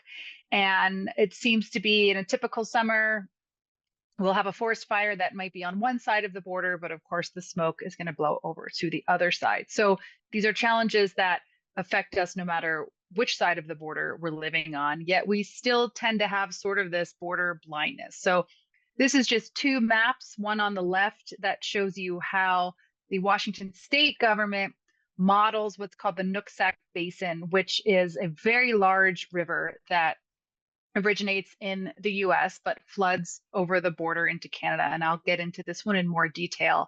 But essentially, it's viewing the watershed basin of this large river as sort of being cut off by the international border, which is completely absurd because obviously a natural river knows no international border. And of course, we see that when it floods because it spills over the border. The same sort of flip side of that is a geological map on the right side. That is the seismic hazard map for the Geological Survey of Canada. And it's sort of showing the hazards of an earthquake just getting cut off at the border. But of course, we know that Washington state side would suffer greatly if there was seismic activity or volcanic activity on the Canadian side. And it's surprising that, you know, I talked a lot about how we work together, how we collaborate, but we still tend to have this habit of sort of viewing these, especially natural disasters, from one side of the border and not actually sort of considering the other side. And I'll say, I don't think she has this in her slides, but there's a very active or young volcano on the Washington state side that if it was to explode, a lot of its effluent would spill across the border into Canada, but the seismic activity of that volcano is not monitored by seismologists on the British Columbia side. So it gives you a bit of an idea of how there can be this natural hazard or this potential natural emergency, and because of the border, we're not quite prepared to deal with it.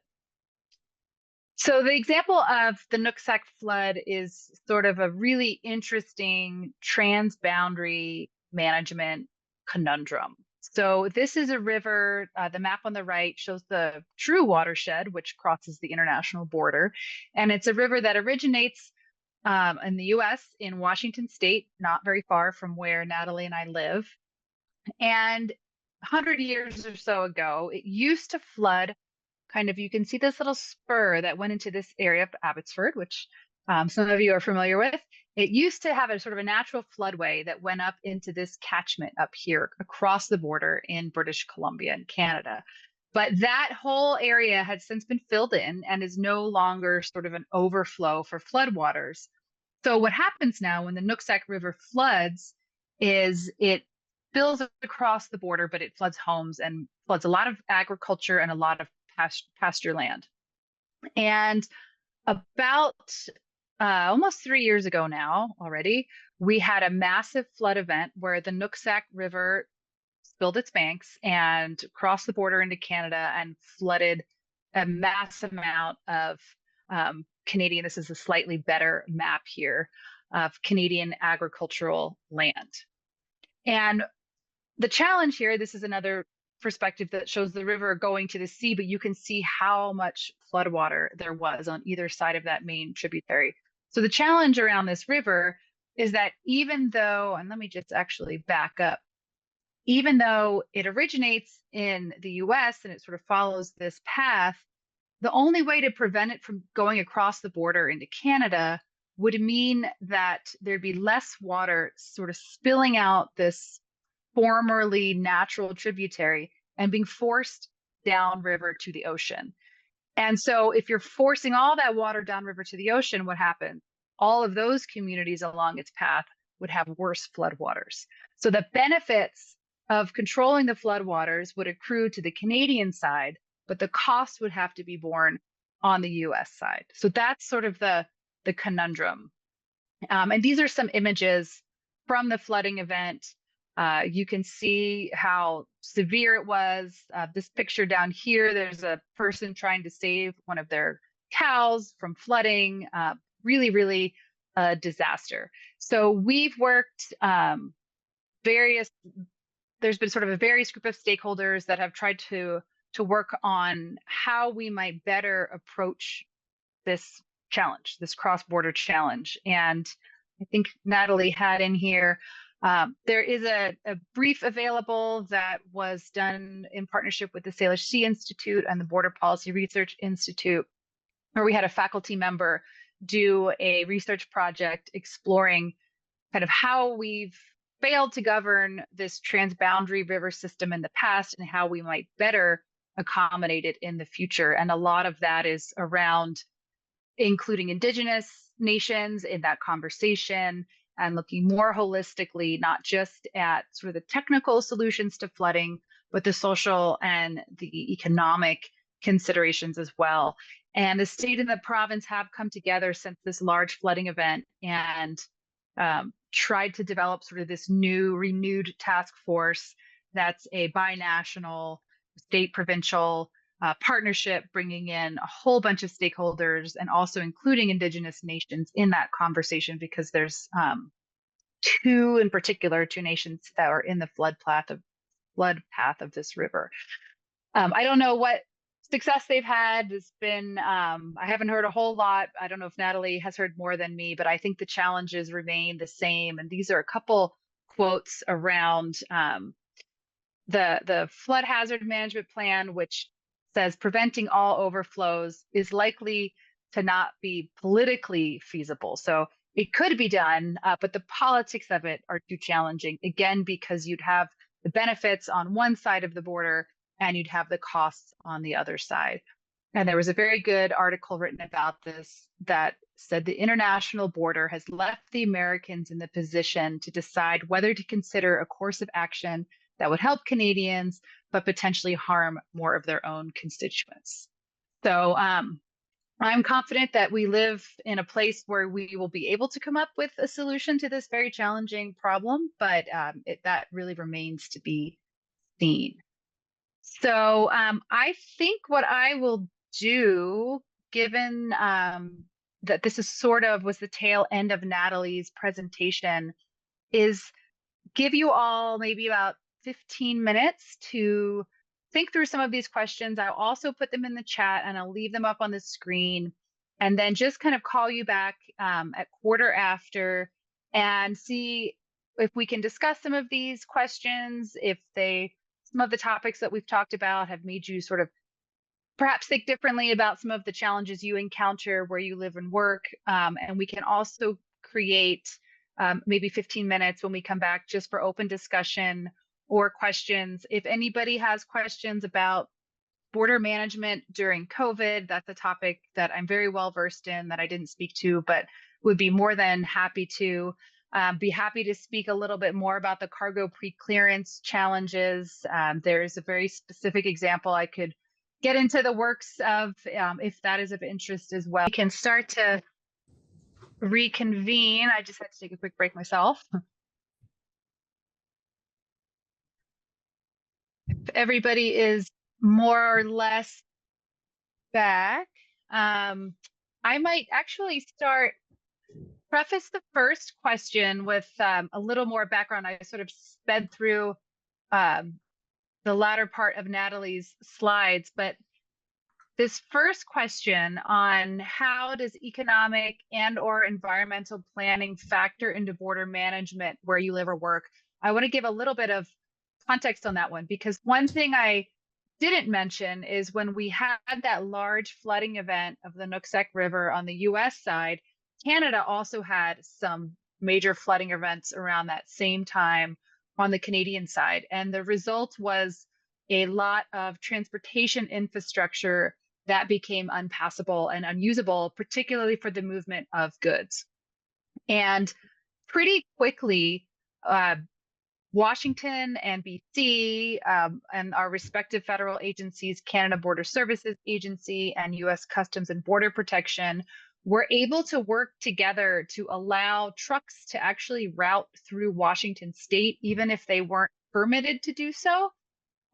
They sort of made this exception during a time of crisis. So instead of goods that were unable to move from west to east through Canada during that time, they were able to dip down into Washington state and go kind of back up around some of the bridges that had gone out. And I think that's a pretty amazing example of working together in times of crisis, but having that relationship between these entities that had to sort of be in place before something like that could be achieved. So I'll give that background maybe as we move into the first question, which is how does economic and or environmental planning factor into border management where you live and work? And if there's anybody that has experience or even has a personal sort of perspective on this, I'll sort of just open it up to the group. And feel free again to put it in the chat if you're more comfortable with that, but it would be great to hear from you if you're able to chime in as well. Maybe I can pick on some of the North Americans. Yes.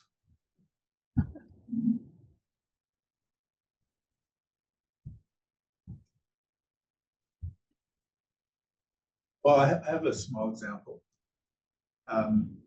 So I live in an area north of Whistler. So it's called Pemberton and Mount Currie. Mm-hmm. And in this area is a large community of First Nations and Mount Currie group or Tisel.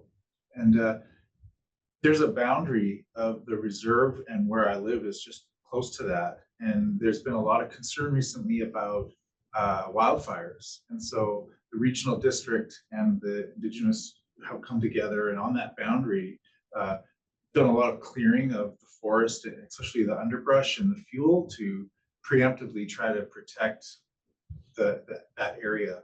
And there was a lot of discussion about coordinating the efforts from both sides in order to make that happen. So it's just a personal anecdote, but it's sort of an environmental aspect where that boundary required some coordination. And I'm curious if that solution was something that, like, where did the solution come from and who proposed it? Was it sort of a collaborative approach?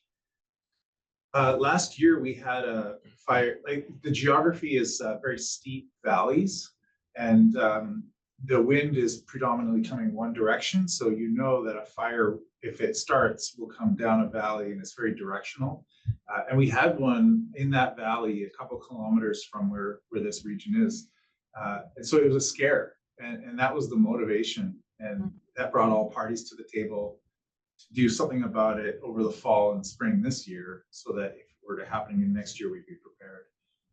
I don't know more details than that, other than what was in the newspaper.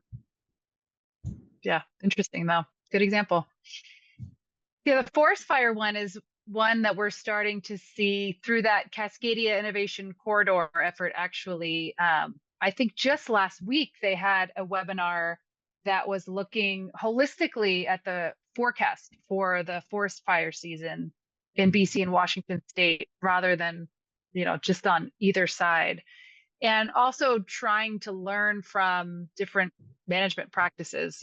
Can Washington, can some of our natural resource managers learn from what's being done in BC, or vice versa? And the other interesting part of the forest fire one is that we do have programs, and I'm not super familiar with their intricacies, but where forest fires from either country will go and help fight fires on the other side. So yeah, really a shared challenge, which I think points to the need for shared solutions. Well, and nature doesn't respect that boundary either. So we're all in the same boat, so to speak. Yeah. All in the same forest. Yeah.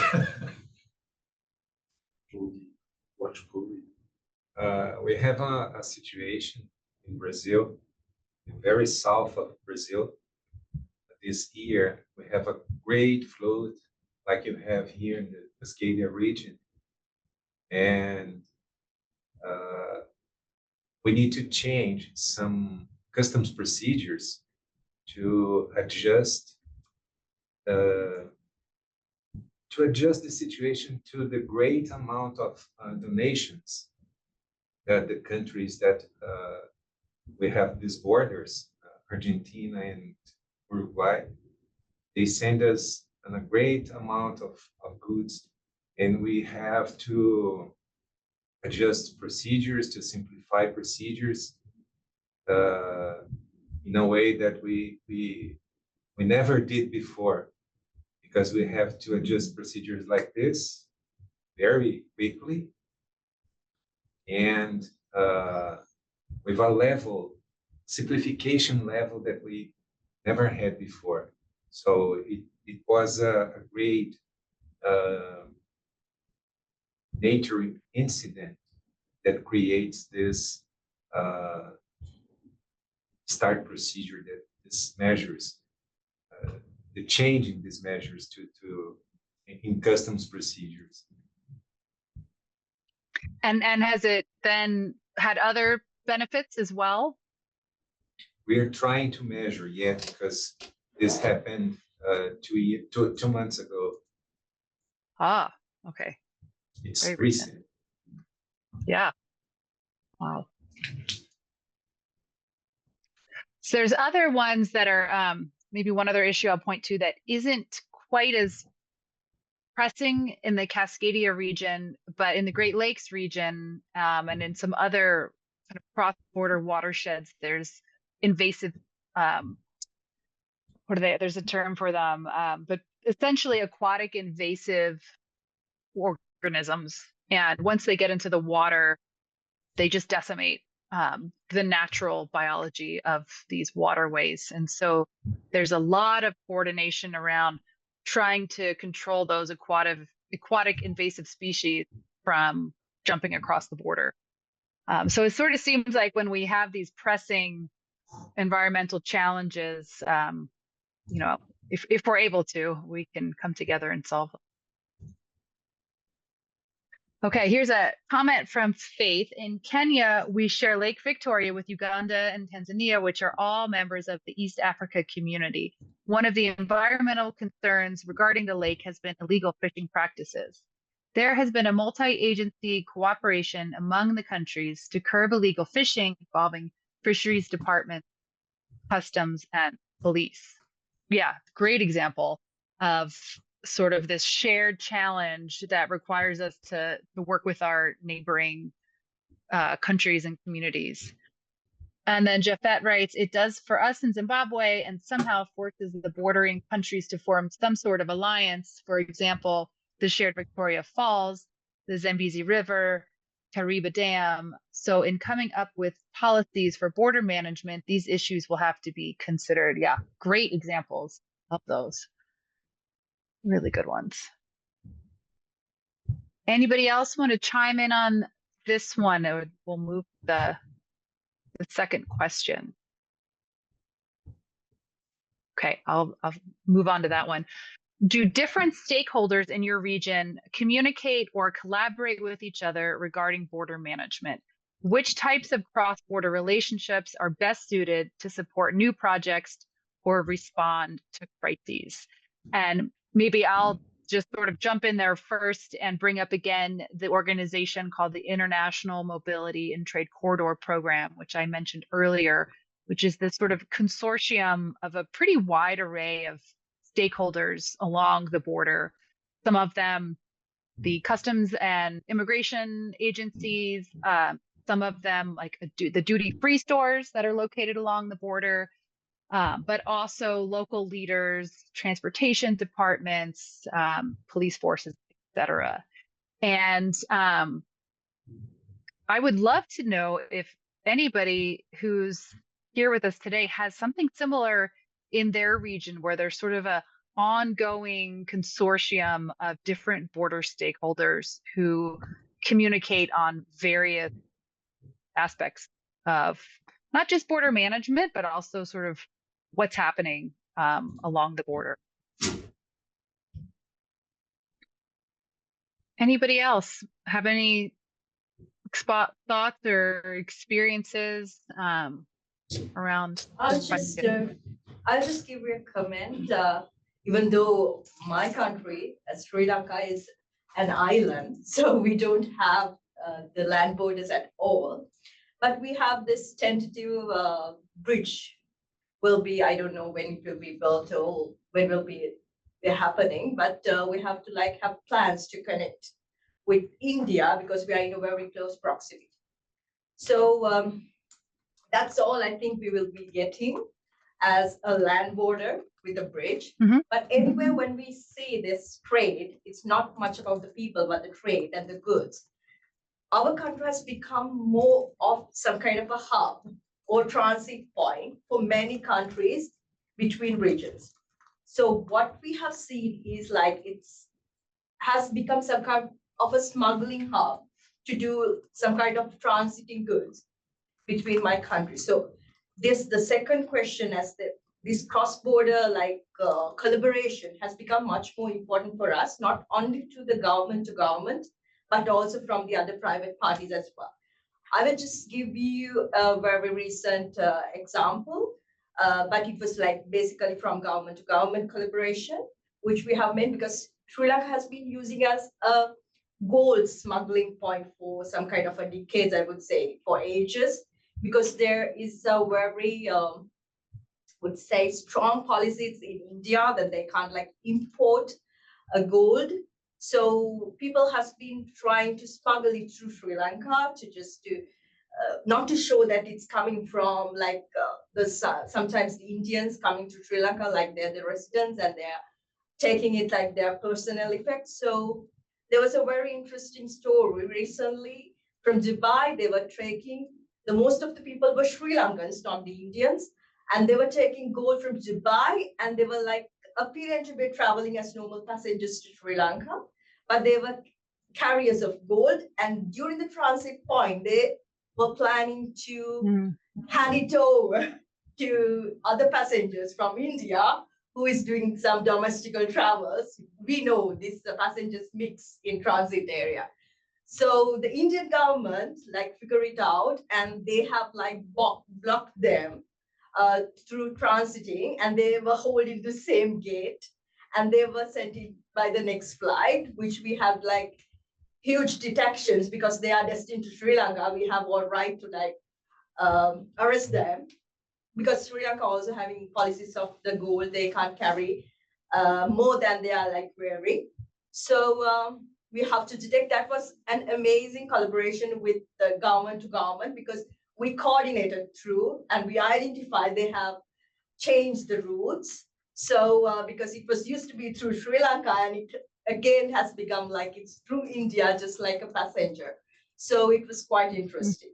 The other one I want to share is since we have very close proximity to India and Mali, more to the India. So we have like with India, we have several free trade agreements. So in that agreements, we have several goods like waived from customs duties and other levies. So what the traders, what the smugglers trying to do is like they're trying to manipulate the origin of the goods because we have the trade agreements. So in these cases, not only just the government to government, but the private, like the parties, the companies also tend to cooperate with us to send out information. This could particularly not might be originating in Sri Lanka, but it could be came into Sri Lanka somehow, and they have manipulated the bill of ladings likewise and sent to India. So those two things I just want to mention because we are quite little different from the Cascadia region because we don't have land borders at all. But I found this pretty much interesting to understand how this cross-border management and collaboration works in complex situations as in my country. So that's what I want to share. So I'm curious, with the bridge being built, then that would be a new mode for Sri Lanka to have to manage than it's ever managed before. Or are you treating it like marine? I really don't know because there were several discussions on that because as the first step, we started a ferry and it was operating for like 3 months and it got failed because it was not basically designed for cargo, it was designed for passenger. But as they expected, there were not much passengers. So it looked like it's there, but it's not operating. So as the first step, they started with like a ferry. And we do have flights like from the northern part of Sri Lanka to there. And also it's also not much with the cargo, but the passengers. So for the time being, I am not aware whether they're going to like build it up like sooner or later. But the thing is, they started with this ferry. At that time, what we did was we have this immigration and customs like separate way. So both parties, we went there for the particular ferry or that particular operation there, and we just do our jobs and we'll return to our office. That's what happened. But the thing was, at that time, there were not much like passengers or the people or the goods to accommodate. So it was less complex than we expected and eventually it got stopped. But the thing is, still the discussion is going since I'm not like in some kind of a policy level or the political level, I'm not aware what is going on, but they have plans on that. And also since you ask, we have, I don't know whether it's called like a problem, but it's some kind of a slight problem. We have a slight cargo movement, which is like unaccounted in between the northern part and the southern part of India, because we know there are a huge movement of fishing vessels there, and only the Coast Guard and the Navy will be monitoring because usually we don't have enough staff in customs to accommodate that one. So we are not on sea to monitor about any trade or anything. But the thing was, it's less considered at the moment, as I understand, because it's a slight cargo movement. But for the contrabands, of course, we have considerable surveillance on that. But for the trade at the moment, no. So I think if this bridge connects two parts of the countries, we have to consider, but I have no clue whether we still have any plans on that. Mm-hmm. It will be an interesting challenge. Yeah. I also see from Getahun, I live in the volatile region of East Africa. The Nile River issue between Sudan, Egypt, and Ethiopia has little cooperation between these nations. The same between Ethio-Somali border, which needs better cooperation.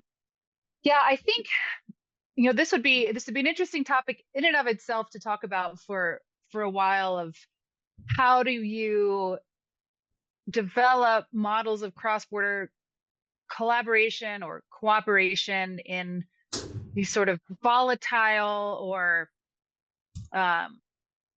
in these areas where people aren't already sort of aligned in their goals or even their values. And I've seen some presentations in other volatile regions, even in Israel, where there's sort of a sense that if you start from the bottom up, the people who are sort of every day living the border experience, whether they're living in those communities or they're the traders or the travelers themselves, and trying to start very incrementally by achieving consensus and developing models of cooperation on sort of small pieces of that cross-border management, and then perhaps you can filter it up to broader policies. But I do think even in the Cascadia region, where it's sort of maybe the best recipe for cross-border cooperation and integrated border management,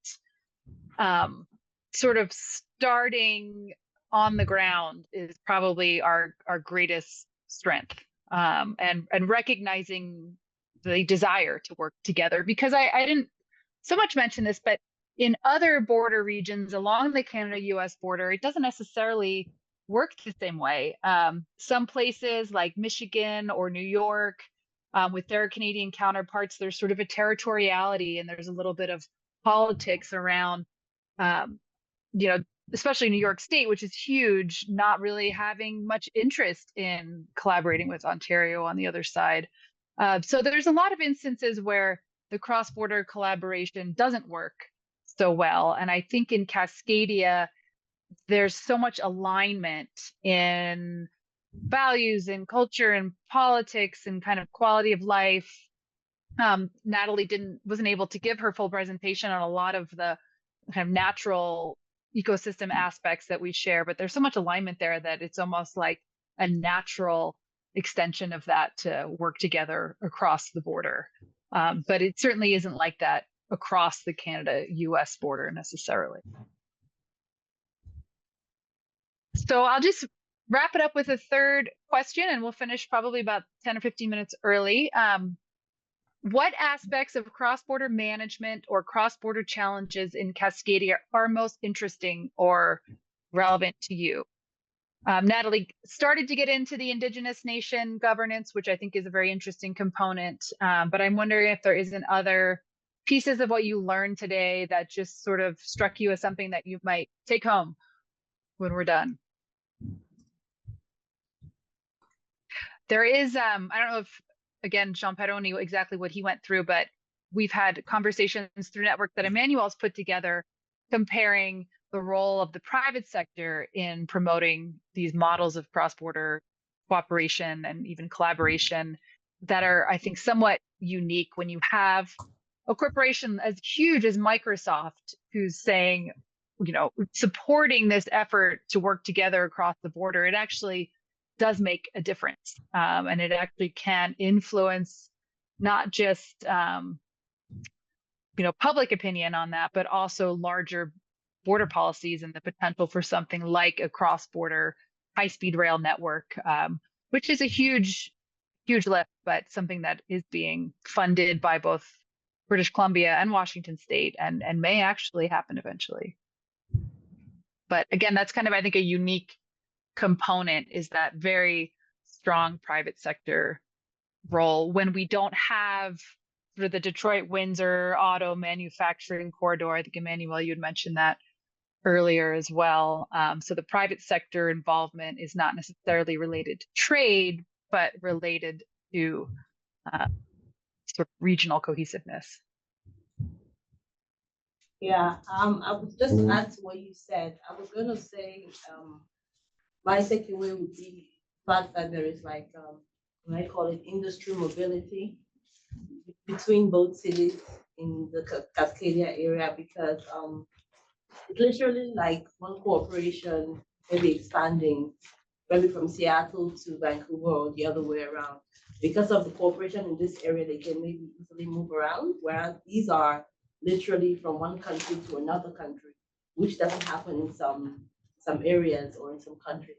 That kind of makes me wonder if there are any other specific industries that have benefited significantly from this, would I say, cross-border cooperation in this area.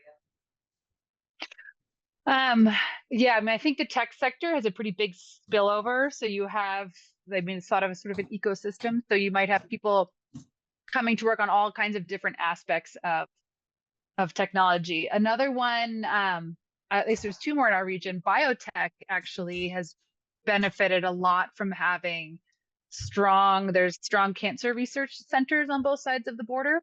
And those have benefited a lot from sort of like learning from each other. So there's been like integrative initiatives between some of those biotech companies. And I think Pfizer is one of them. So the creation of the COVID vaccine was actually, I believe, a cross-border collaboration that first started here in this region and then kind of was exported. Another one that I think is fascinating is aerospace. So I mentioned that the creation of the world's first electric seaplane happened by a cross-border collaboration in Cascadia. And I recently saw like an old sort of history piece around, I think the first cross-border mail delivery, like aviation mail delivery, was between, I think, Victoria and Seattle. It occurred between Washington and British Columbia.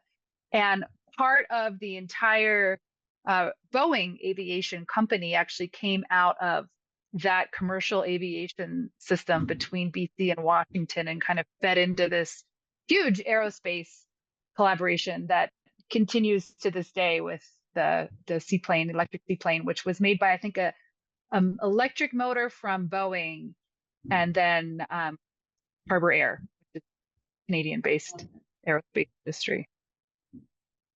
Okay. So there's another question or another comment from Faith. The Cascadia illustration on Nooksack flooding provides a useful demonstration that many modern day calamities will require well thought through and sustainable solutions that can only be achieved through cross-border collaboration and management. Yes, absolutely. There's the flooding and the forest fires, which we've mentioned, are certainly increasing because of higher drought conditions, higher temperatures. A lot of examples of how climate change is sort of the perfect example of why we have to work together across borders, because it's impacting us, the same, no matter which side of the border we live on, particularly in a coastal region with some low-lying islands. So I think I'll just wrap it up there. We're just at 10 till the top of the hour. I know it's incredibly late for some of you, so I appreciate you keeping your brains on, and I appreciate all your comments. So many interesting examples of how we can learn from each other, how some things work in some places and the challenges that still remain in others. So thanks so much for your time, and feel free to follow up with any questions you have to me about specific stuff that we spoke about. I'd be happy to answer them if I can. Thank you, Laurie. Thank you so much. Yeah.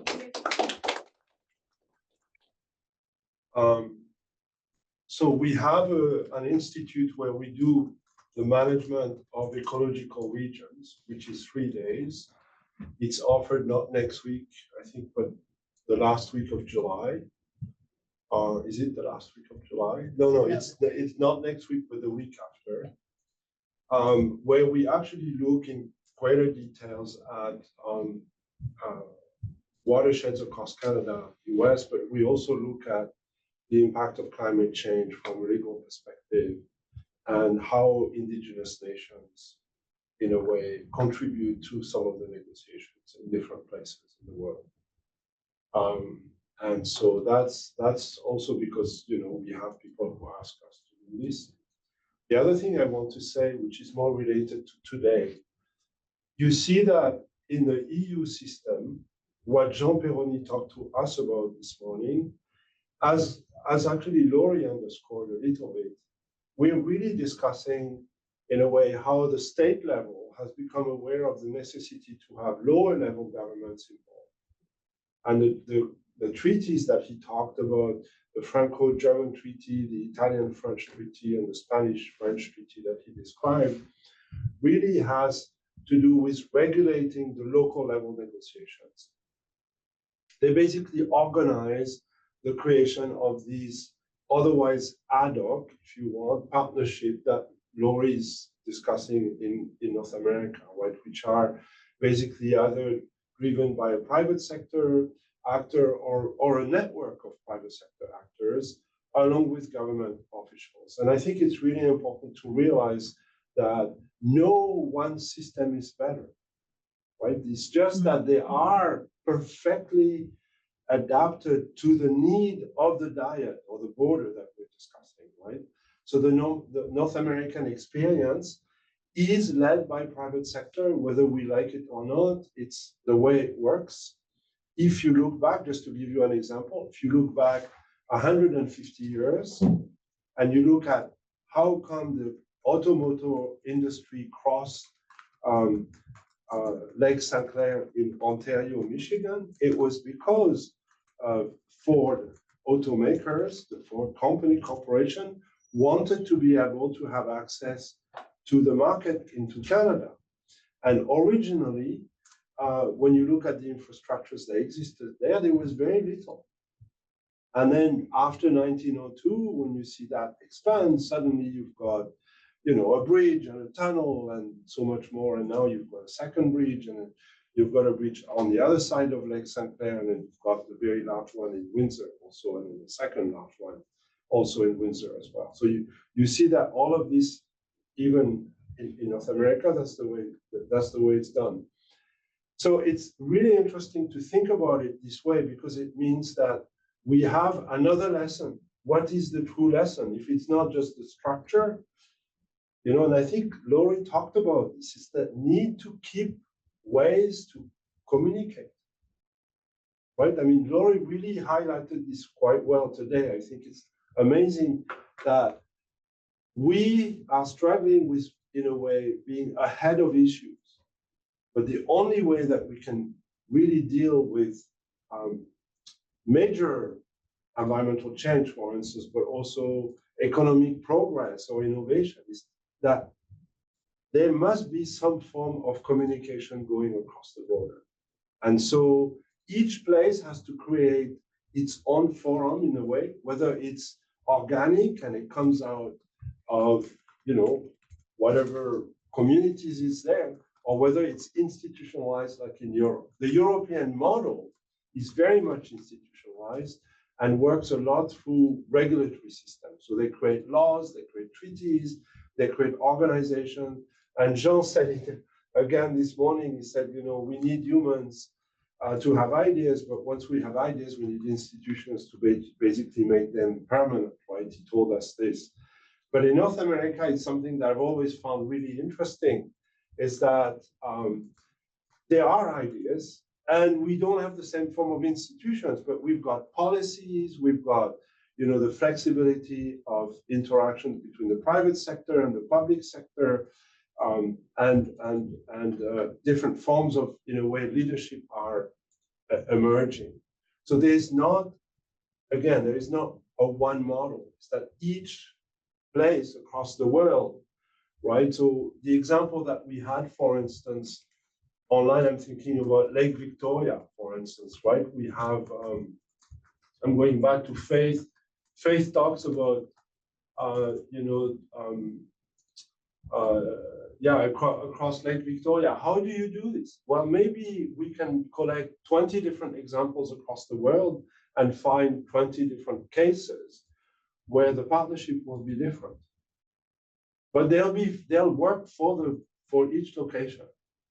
But the sine qua non, like the core finding is that the relationship across the border is maintained. Sometimes it's more institutionalized, sometimes it's less institutionalized, but it has to fulfill that very specific purpose. So tomorrow we're going to do the same exercise again in a way, right? Because in the morning, we are going to discuss European programs, and we're going to look a little bit more about how the EU does this. So we go, one step up, and we're looking at EU programs. And then in the afternoon, we are going to have Matt Morrison, who's the executive director of the PENWAR conference and the PENWAR network that brings together private sector members and public sector members and legislators every year in a conference, and is a very applied piecemeal policy making that can look like tiptoed steps in a way, but is a real machine to resolving issues, actually, because of the sheer size of the network. It involves, I would say, what is Matt's network? 800 decision makers across, 5 Canadian provinces and 5 US states. It's extraordinary when you think about it. And these people meet on a regular basis in the different capital or the different conferences that he organizes, and for almost 30 years now have helped either the private sector or the public sector resolve all kinds of issues. They have almost 20 different committees, and they work on resolving this. So you'll see the two different models, even a bit more polarized. You'll have, Ferreira, who's the co-director of that huge EU program and manages billions of euros and funds cross-border regions all over Europe. And then in the afternoon, you have Matt, who talks to you about how it works on the ground, how it's really implemented really concretely. Laurie, I want to thank you again. If you want to add a couple of things to what I've said, but otherwise, thank you so very much.